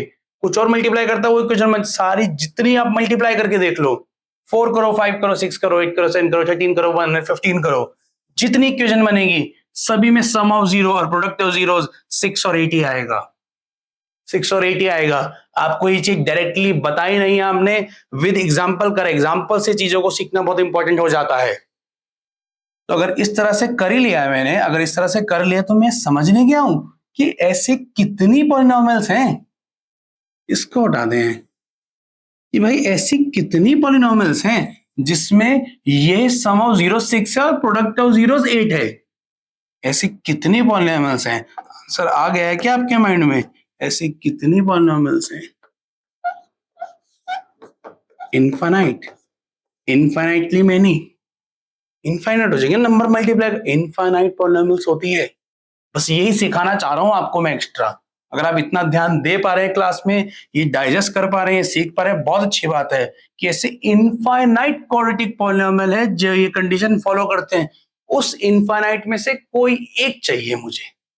जब एग्जाम आएगा वो कोई एक लिखता हूं मैं, इसलिए लोग वो एक लिख देते हैं। बस आप लिख दीजिए, एक मार्क्स मिलेंगे, बट आपको समझ आना चाहिए है इनफाइनाइट, लिखता मैं एक हूं।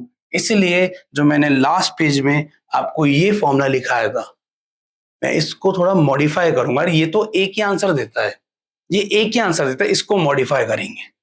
इसको मॉडिफाई करके हम कुछ ऐसे लिखेंगे कि क्वाड्रेटिक पॉलिनोमियल कैसे बनती है, कि क्वाड्रेटिक पॉलिनोमियल कुछ ऐसे बनती है।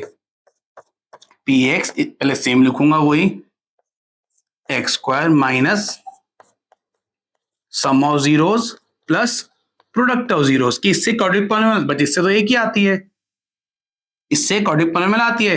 फिर मैंने क्या देखा था, सेम नंबर मल्टीप्लाई कर रहा था, 2 कर रहा हूं, 3 कर रहा हूं, 1/3 4/3 भी कर दूंगा तब भी सेम आएगा। फ्रैक्शन में भी अप्लाई होता है, तो कोई एक नंबर ही तो मल्टीप्लाई होता है। तो क्या लेट कर लिया कि वो एक नंबर क्या है, वो एक नंबर के है, वो एक नंबर के है जो अगर मैं पूरे के साथ तीनों के साथ मल्टीप्लाई कर दूं। एक्चुअल में होता है क्या है, जो सम और प्रोडक्ट होते हैं रेशियोज होते हैं, -b/c/, ये रेशियोज होते हैं, वो रेशियो सेम बन जाते हैं क्योंकि नंबर सभी में मल्टीप्लाई हुआ है। मैंने के बोल दिया, मैंने यहां से बोला कि ये जो थी इसमें एक नंबर, अगर आप के कुछ भी हो सकता है, आप कुछ भी मल्टीप्लाई करो वो आपकी क्वाड्रेटिक इक्वेशन बन जाएगी, पॉलिनोमियल। 4th चैप्टर में चलेगा, सीधा बताओ हम 2 से। क्वाड्रेटिक पॉलिनोमियल ये होता है क्वाड्रेटिक पॉलिनोमियल बनाने का perfect expression when sum of zeros and product of zeros is given to you. तो वहां पर के यूज करता हूं मैं हमेशा। के, मैं जब आपको क्वेश्चन कराऊंगा मैं के लेके ही कराऊंगा, बहुत जल्दी हो जाएगा अगर आपने समझ रखा है। समझ नहीं रखा है तब तो वो भी कंफ्यूजिंग है, ये भी है। जब समझ जाएंगे बड़ा सिंपल, और हेल्प करता है आपको, आंसर मैच करने में हेल्प करेगा। गलत स्टेप आप नहीं करेंगे, मार्क्स कटने के चांसेस 0 हो जाएंगे आपके, है ही नहीं चांस जब आप परफेक्ट करेंगे। ये लिखना है बस, इसमें एक स्टेटमेंट ऐड कर दूंगा, वेयर के इज, के क्या है, के वैसे कुछ भी नंबर, रियल नंबर हो सकता है, बस 0 नहीं हो सकता है। 0 होगा तो मल्टीप्लाई करके पूरी इक्वेशन को 0 बना देगा, इक्वेशन नहीं बचेगी, क्वाड्रेटिक पॉलिनोमियल ही नहीं बचेगा वो। Where k is non zero, वैसे सिंपली कांस्टेंट भी लिख दूं, कल चल जाता है काम कि के इज कांस्टेंट चल जाता है, एनसीईआरटी यूज करती है, बट मैं लिख लेता हूं where k is non zero, where k is non zero real number. बस ये याद रखना। इसी में आने के लिए इतनी देर से हम परेशान हो रहे थे, इतने से जितना सीख रहे थे वो यहां तक आने के लिए, बट अगर आप सीख के यहां तक पहुंच चुके हैं, बहुत अच्छी चीज सीख लिया आपने कि के x square minus sum of zeros x plus product of zeros, जहां पर के कोई भी नॉन जीरो रियल नंबर हो सकता है। ये जितना आपने सीखा है, अगर हम इसे सम अप करें आपके लिए, वो बस इतना सा है। अगर आप ये भी याद रख सकते हो, क्वेश्चंस हो गए आपके, काम पूरा चल जाएगा, सारे क्वेश्चन कर लेंगे आप, बट समझ लो तो और अच्छा रहता है। अभी के लिए तो इतना था कि क्वाड्रेटिक पॉलिनोमियल कैसे बनती है। क्वाड्रेटिक पॉलिनोमियल कैसे फॉर्म होती है। कंडीशन क्या, अगर मुझे sum and product of zeros ही गिवन हो, अगर मुझे सम और प्रोडक्ट ऑफ जीरोस ही गिवन हो, अल्फा प्लस बीटा गिवन हो, अल्फा बीटा गिवन हो, तो इसे यूज कर लूंगा, इस एक्सप्रेशन को यूज कर लूंगा जो अभी आपने साथ में डिराइव करा सीखा है कि x square minus alpha plus beta x plus alpha beta, इसको यूज कर लूं और उसी को लैंग्वेज की फॉर्म में लिखा है, सेम चीज लिखी है, where k is non zero real number. तो ये मैं कब अप्लाई करता हूं, when sum and product of zeros are given, but कभी मुझे जीरोस ही गिवन होंगे, मतलब पूरा डिराइव करा है ना, जब पूरा डिराइव करने का ये फायदा होता है, कहीं से भी यूज कर लूंगा। अगर जीरोस ही गिवन है, अगर जीरोस ही गिवन है तब तो ऐसे कर लेता हूं, x minus alpha x minus beta, अभी तो देखा था, दोबारा दिखा दें क्या आपको, ये तब मैं इस एक्सप्रेशन को यूज कर लेता हूँ, x minus alpha x minus beta, but अभी मैंने यहाँ एग्जांपल से सीखा है, अभी सीखा है तो इनफाइनाइट वेज होते हैं, इनफाइनाइट वेज करने के लिए ये मल्टीप्लाई कर दिया, where k is non zero real number. ये था आपका थर्ड और लास्ट टॉपिक, जीरोस कैसे फाइंड करते हैं, जीरोस का कोएफिशिएंट के साथ रिलेशन क्या होता है, और आप एक क्वाड्रेटिक पॉलिनोमियल कैसे फॉर्म करते हैं। कॉपी दिस, वैसे तो आपको यहीं से कॉपी करना, अगर आपने ये नहीं करा है तो एक बार आप पॉज करके इसे कॉपी कर लीजिए एंड उसके बाद फाइनली ये वाला पार्ट मेरा कॉपीड होना चाहिए। चलिए आगे बढ़ते हैं। फिर एक क्वेश्चन दिया हमने, आप एक क्वेश्चन तो देंगे, आप इतनी मेहनत से सीख रहे हो, एक क्वेश्चन तो आप भी करोगे, आपको लगना तो चाहिए हाँ जो सीखा है वह अप्लाई हो रहा है, जो सीखा है वो अप्लाई हो रहा है। बोर्ड क्वेश्चन ही है, बोर्ड क्वेश्चन ही दे रहे हैं हम आपको, सीख रहे हैं तो जो चीज प्रॉपर ही सीखो, जो आनी है एग्जाम में। क्वेश्चन कुछ इस तरह से, quadratic polynomial, find a quadratic polynomial, जो सिखाया है अभी उस पे क्वेश्चन पूछा है आपसे कि find a quadratic polynomial whose sum of zeros is 8 and difference of zeros is। Board का क्वेश्चन आएगा, इतना सिंपल तो नहीं आएगा, थोड़ा तो ये नहीं कि जो सीखा वो ही अप्लाई कर दोगे आप, क्लास 7th 8th में थोड़ी हो, बोर्ड एग्जाम देने बैठे हैं आप। सम ऑफ जीरोस 8 है और डिफरेंस ऑफ जीरोस दिया है। अच्छा इतना तो मैं लिख ही देता हूं कि सम अल्फा बीटा लिखूंगा आपसे, तो कि अल्फा प्लस बीटा जो मेरा कितना है, सम ऑफ जीरोस होता है, सम ऑफ जीरोस कितना दिया है 8 एंड डिफरेंस ऑफ जीरोस, तो कंफ्यूज नहीं होना है, कोई जो क्वेश्चन बोल रहा है वो फॉलो करते रहेंगे। डिफरेंस ऑफ जीरोस मतलब अल्फा माइनस बीटा, उसकी वैल्यू कितनी दी है 2, अल्फा माइनस बीटा जिसकी वैल्यू कितनी दी है 2। ये क्वेश्चन की कंडीशन है। क्वाड्रेटिक पॉलिनोमियल आपको फाइंड करनी है, क्वाड्रेटिक पॉलिनोमियल आपको फाइंड करनी है, यही है बस क्वेश्चन कि क्वाड्रेटिक पॉलिनोमियल निकालो, सम दे रखा है,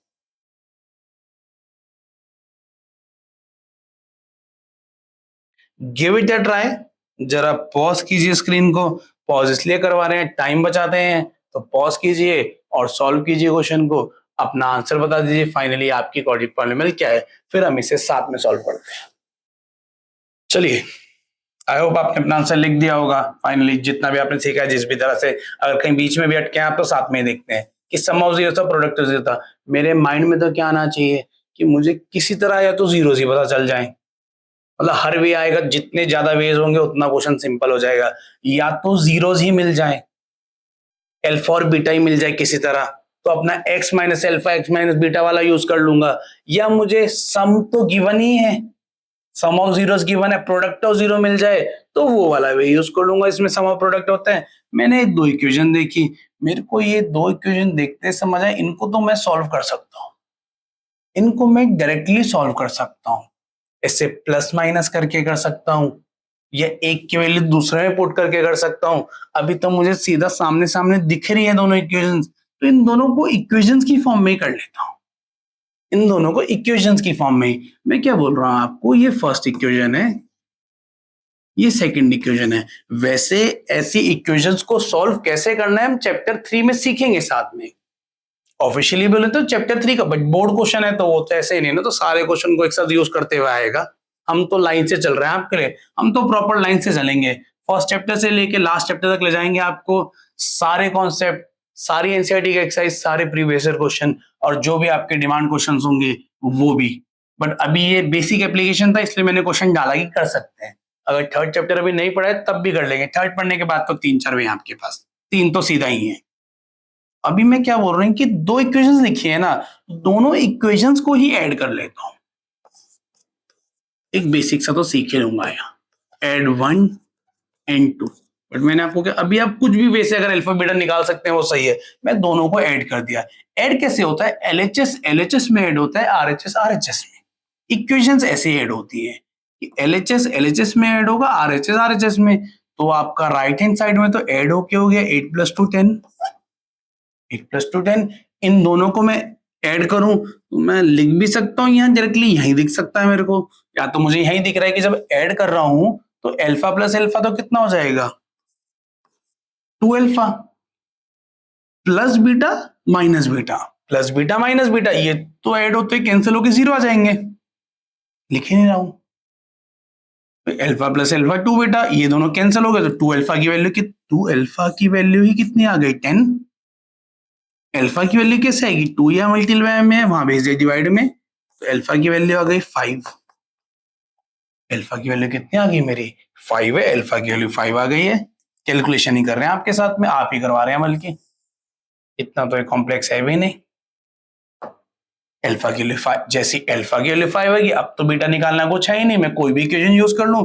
फर्स्ट इक्वेशन में अल्फा की जगह 5 लिख देता हूं, फर्स्ट में अल्फा की जगह 5 लिख देता हूं, यहां कर लेते हैं ना कि अल्फा प्लस बीटा 8 है, अल्फा की वैल्यू 5 है, ये लिखा है 5 प्लस बीटा, ये 5 प्लस बीटा इक्वल्स टू 8। 5 वहां माइनस का गया, 5 वहां माइनस का गया, 8 - 5, बीटा की वैल्यू कितनी आ गई, 3। बीटा की वैल्यू कितनी आ गई मेरी, 3। अल्फा की वैल्यू 5 निकाल ली मैंने सॉल्व करके, बीटा की वैल्यू मैंने 3 निकाल ली। बहुत अलग अलग वेज हैं, अभी सबसे सिंपल यूज करा है कि सीधा इक्वेशंस को ऐड कर लिया, डायरेक्टली दिख रहा था अल्फा 5 है, बीटा 3 है, जीरोस आ गए मेरे पास, जीरोस ही आ गए। अब दो वेज हैं, अब दो वे बन जाते हैं। जिसने अगर सीधा यही सीखा है प्रोडक्ट और सम वाला, तो वो तो वैसे ही करेगा। जिसने प्रोडक्ट और सम वाला सीखा है वो पहले ये करेगा कि अल्फा प्लस बीटा दोनों को ऐड करेगा, 3 + 5 8 कर देगा, बोलेगा सिंपल ही तो ऐड ही तो करना है। अल्फा बीटा दोनों को मल्टीप्लाई करेगा, 5 3 15, सिंपल ही तो ऐड कर लूंगा। अब अपनी इक्वेशन यूज कर लेगा, x² minus alpha plus beta x plus alpha beta, answer आ जाएगा, बिल्कुल सही है। बट वो भी कर सकते हो, आप ये भी तो कर सकते थे कि सम और प्रोडक्ट निकालना ही क्यों है। अभी तो आपको इजी लगा, आपने निकाल लिया। अगर ये वेरिएबल में होता, फ्रैक्शन में होता, थोड़ी कॉम्प्लेक्स होती कैलकुलेशन, टफ लगता ना। ये काम भी बर्डन बन जाता है, पेपर जल्दी करना है, टाइम वेस्ट नहीं करना है मेरे को। लास्ट तक जाके अपने केस बेस्ड क्वेश्चंस के लिए टाइम बचाना है। अच्छे क्वेश्चंस आते हैं इस साल का एग्जाम देखना, एग्जाम पेपर देखना आपका। तो अल्फा बीटा था, मैं alpha plus beta alpha into beta क्यों निकालूं, मैं सीधा वही वाला फॉर्मूला नहीं यूज करूं अपना। अगर डेरिवेशन करके कुछ समझाए कि क्वाड्रेटिक पॉलिनोमियल अगर मुझे फॉर्म करनी है, तो मैं अपना ये वाला फॉर्मूला यूज कर लेता हूं, x minus alpha x minus beta वाला, x minus alpha x minus beta वाला।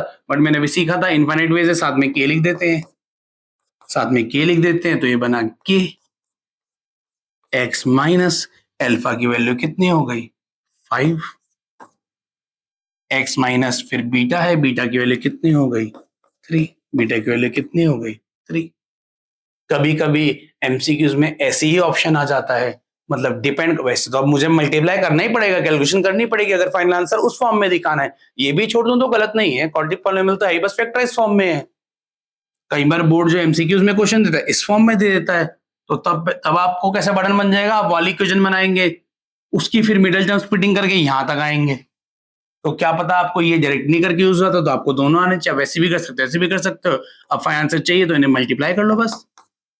ये आपका x² minus 3x minus 5 directly कर दे रहा हूं, अब तो ये बन जा रहा है 15, और यहां ये लिखा है k x² minus 8x plus 15, जो कि बिल्कुल सही है। x² minus 8x plus 15। कोई बोलेगा k प्रॉब्लम कर रही है, तो उसको बोलो इसकी k की तो कुछ भी वैल्यू रख सकते हैं, इस k की तो मैं कुछ भी वैल्यू रख सकता हूं ना। तो मैं रखता क्यों, पहले तो मुझे वो पता होना चाहिए। और सिंप्लीफिकेशन, नेक्स्ट एक्सेस पूरी ऐसी कराऊंगा। फॉर सिंप्लीफिकेशन यहां तक पहुंच गया, बट चल जाता है काम, चला लेते हैं काम। For simplification k is equals to क्या रखूं, 1 रख लेता हूं ना, सबसे simple. For simplification k is equals to 1, तो k के लिए जैसे 1 पुट करी, 1 सबसे मल्टीप्लाई हुआ, ये बन गया x² माइनस 8x प्लस 15। के के लिए 2, 3, 4 फ्रैक्शन में रख सकता था, बट मैं आपको क्या बोलूंगा, के की वैल्यू हमेशा हम कुछ ऐसी चूज करेंगे कि इक्वेशन थोड़ी सिंपलेस्ट फॉर्म में आए। जैसे आप एनसीईआरटी क्वेश्चन करेंगे, आप आपके आंसर चेक करना एनसीईआरटी से आपको दिख जाएगा, अच्छा के की सिंपलेस्ट वाली वैल्यू यूज हुई है, मतलब के की ऐसी वैल्यू यूज हुई है कि ये थोड़ा सिंपलेस्ट फॉर्म में देखिए, के लिए 1 चूज करिए और ये आंसर आ गया है आपका। अगर आपका आंसर सही था वेरी गुड, वरना सीखते रहिए, सीखने के लिए तो हम यहाँ पर हैं, नोट कीजिए। डन।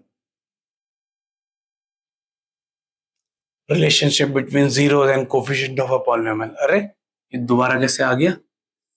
ये दोबारा इसलिए आया है क्योंकि हमने आपको ये नहीं बताया था कि जो alpha plus beta minus b by a था, जो हमारा बहुत इंपॉर्टेंट रिलेशन है, जो हम यूज करते हैं कि alpha plus beta minus b by a, sum of zeros minus b by a, product of zeros c by a. ये रिलेशन आता कहां से? ये वाला रिलेशन हमारा आता कहां से? तो ये रिलेशन कुछ यहां से आता है, क्योंकि अब आपने पूरा चैप्टर पढ़ लिया, मैं कहीं से भी पिक करूं आप पिक कर लोगे, ऐसा कुछ कि a x square plus b x plus c, a x square plus b x plus c quadratic polynomial की स्टैंडर्ड इक्वेशन। और मैं जो अब सामने लिखने वाला हूं वो भी तो क्वाड्रेटिक इक्वेशन की ही, क्वाड्रेटिक पॉलिनोमियल की, अगर इक्वेशन बोल रहा था वर्ड गलत बोल रहा हूं, पॉलिनोमियल है अभी, वो भी तो क्वाड्रेटिक पॉलिनोमियल की फॉर्म है। कौन सी वाली? जो अभी डिराइव करिए साथ में, के x square minus alpha plus beta x plus alpha beta. ये कोफिशिएंट वाला था, ये कोफिशिएंट वाला था, और ये जीरोस वाला था। जीरो का भी कौन सा? स्पेसिफिक वाला। जीरो का भी कौन सा? स्पेसिफिक वाला, जिसमें हम सम और प्रोडक्ट ऑफ जीरोस लिखते हैं, जिसमें हम सम और प्रोडक्ट ऑफ जीरोस लिखते हैं कि ये दोनों एक्सप्रेशन सेम है, ये दोनों एक्सप्रेशन सेम है। तो चलिए इनको और सेम बनाते हैं, इनको और सेम बनाते हैं। कैसे सेम नहीं है? यहां एक्स स्क्वायर का कोफिशिएंट 1 है, अगर के अभी बाहर है ना, के बिल्कुल बाहर है, तब ये एक्स स्क्वायर का कोफिशिएंट 1 है, या एक्स स्क्वायर का कोफिशिएंट ए है, ये ए को हटाना है, ये ए को हटाना है मुझे यहां से। कैसे हटाना है? कॉमन लूंगा मैं, ए कॉमन लूंगा। कोई बोलेगा कॉमन कैसे ले सकते हो, इन दोनों के पास ए नहीं है। और अगर आप ऐसा सोच रहे हो तो आपने सीखा नहीं क्या अभी तक कि कॉमन तो जहां से लेना होता है ले सकते हैं। कैसे ले सकते हैं? ये जो सेकंड वाला है, मान के चलिए इसमें डायरेक्टली करूंगा कि ये जो सेकंड वाला है इसमें मैंने इंटू ए करा और डिवाइड बाय ए कर दिया, इंटू ए करा और डिवाइड बाय ए कर दिया, कुछ ऐसा। चलो ऐसे लिख लेते हैं, प्रॉपर ही लिख लेते हैं, प्रॉपर लिख लेते हैं। ये मैं ए एक्स स्क्वायर था पहले से लिखा था, ये जो बी एक्स है, ये जो बी एक्स है, इसके साथ मैंने इंटू ए करा और डिवाइड बाय ए कर दिया। मैथमेटिक्स में सेम चीज मल्टीप्लाई डिवाइड करना अलाउड है आपको। 7 इंटू 3 कर दो 21, डिवाइड कर दो 3 से 7, नंबर तो चेंज नहीं हुआ। तो मैं बोला सेकंड वाले मैंने ए मल्टीप्लाई करा, ए से डिवाइड भी कर दे, चेंज नहीं कर रहा क्वेश्चन। अच्छा ये वाकई सी में भी कर सकते हो? हाँ कर सकते हो, इंटू ए करा डिवाइड बाय ए कर दिया। आपको प्रोसेस सिखा रहा हूँ, बाद में तो डायरेक्टली लिख लेते हैं, हम तो अपनी क्लास में डायरेक्टली लिख लेते हैं इसको कि कैसे कॉमन लेके अपॉन में आता है, बट पहली बार सीख रहे हैं, सीखते हैं कि वही चीज मल्टीप्लाई करी डिवाइड करी, वही मल्टीप्लाई करी डिवाइड करी अलाउड होता है। अब तो ए कॉमन ले सकता हूं, अब जब ए यहां से कॉमन लूंगा तो ये एक्स स्क्वायर बनेगा, प्लस ये वाला ए कॉमन आ जाएगा तो ये बन जाएगा बी एक्स अपॉन ए, ये बन जाएगा बी एक्स अपॉन ए, बी एक्स अपॉन ए बन रहा है।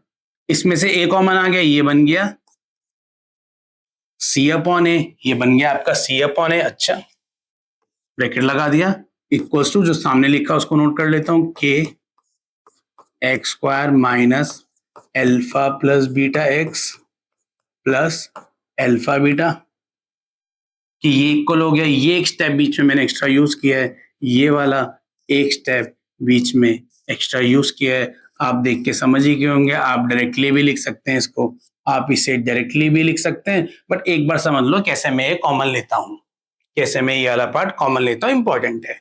तो कॉमन लेके जब मैंने ये देखा, अब ये मैच करा, के से तो ए मैच हो गया, हट गया, वो तो कांस्टेंट नंबर था कुछ वैल्यू, के से तो ए मैच कर गया, हट गया, वो चीज हटा लिया, बाकी तो पूरे पूरे ब्रैकेट मैच हो रहे हैं। एक्स स्क्वायर का क्वेश्चन यहाँ 1 है, यहाँ 1 है, मतलब ये तो मैच करेगा। जब मैच करेगा, यहाँ एक्स के साथ लिखा है minus alpha plus beta, minus alpha plus beta, तो ये जो माइनस एल्फा प्लस बीटा है ये यहाँ एक्स के साथ लिखा है, दोनों ही क्वाड्रेटिक पॉलिनोमियल को रिप्रेजेंट कर रहा है। यहाँ एक्स के साथ लिखा है बी बाई ए, तो ये दोनों कंपेयर करके तो इक्वल होंगे ना। जब दोनों साइड को कंपेयर कर रहा हूं तो एक्स के साथ यहां लिखा है ये, एक्स के साथ यहां लिखा है बी बाई, तो वो दोनों हो गए इक्वल। ये यहाँ माइनस है, ये वहां चला जाएगा मल्टीप्लाई में, डिवाइड में चले जाए, साइन तो माइनस का ऊपर ही हो जाएगा ना। एल्फा प्लस, प्रॉपर लिखते हैं, एल्फा प्लस बीटा, माइनस वहां गया तो वो हो गया माइनस बी बाई ए। कर लिया है भाई डेरिवेशन भी इस रिलेशन का, इस रिलेशन का डेरिवेशन भी कर लिया। जो स्टार्ट में डायरेक्टली बस अप्लाई करा था आपने कर लिया खुद से। एल्फा प्लस बीटा कितना है, माइनस बी बाई। अगर आप ये बात समझ गए बहुत बढ़िया, वरना एक बार आप रिपीट करेंगे तब समझ जाएंगे, वरना तो डायरेक्टली यूज होता है। तो अगर इतना भी कॉम्प्लेक्स हो रहा है छोड़ सकते हैं, आपको ज्यादा कॉम्प्लेक्स लग रहा है डायरेक्टली हो जाता है, बट मैं सजेस्ट करूंगा आपको सीखना चाहिए, टाइम दीजिए इसको, मैसेज कीजिए हमें, कमेंट कीजिए ये प्रॉब्लम है, तो हम सिखाएंगे कि उस वाले पार्ट में क्या स्टेप हुआ है, किस पर्टिकुलर पॉइंट में आपको डाउट है, आप कमेंट कीजिए, सिखाएंगे आपको। तो ये हो गया डिराइव। ऐसे ये देखा मैंने अल्फा बीटा, अल्फा बीटा कौन सी वाली टर्म थी, ये जो अल्फा बीटा था ये कौन सी वाली टर्म थी, जो कांस्टेंट वाली टर्म है। ऐसे लिखेंगे, ध्यान में लिख लेंगे, दिख जाएगा आपको कि जो अल्फा बीटा है वो कांस्टेंट वाली टर्म है ब्रैकेट के अंदर। ब्रैकेट के अंदर कांस्टेंट वाली टर्म कौन सी है, सी by A, C by a.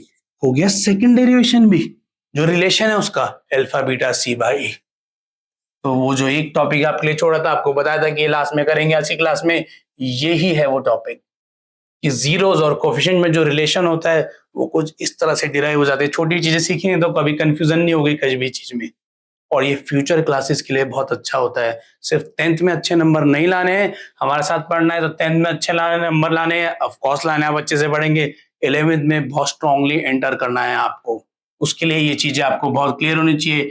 ये था आज की क्लास का लास्ट टॉपिक, ये था आपकी आज की क्लास का last topic. And with this we end your lecture. With this we end your lecture. आपको कुछ भी डाउट है आप हमें कमेंट कर दीजिए, आपके डाउट हम जरूर लेंगे। जो भी क्वेश्चंस है, कुछ एक्स्ट्रा क्वेश्चंस है, इसमें कुछ डाउट आप कमेंट कीजिए, सिखाएंगे आपको। आप सीखने वाले बनिए, हम जरूर सिखाएंगे। Till then tata bye bye, मिलते हैं यूट्यूब पे बहुत जल्दी नेक्स्ट लेक्चर के साथ।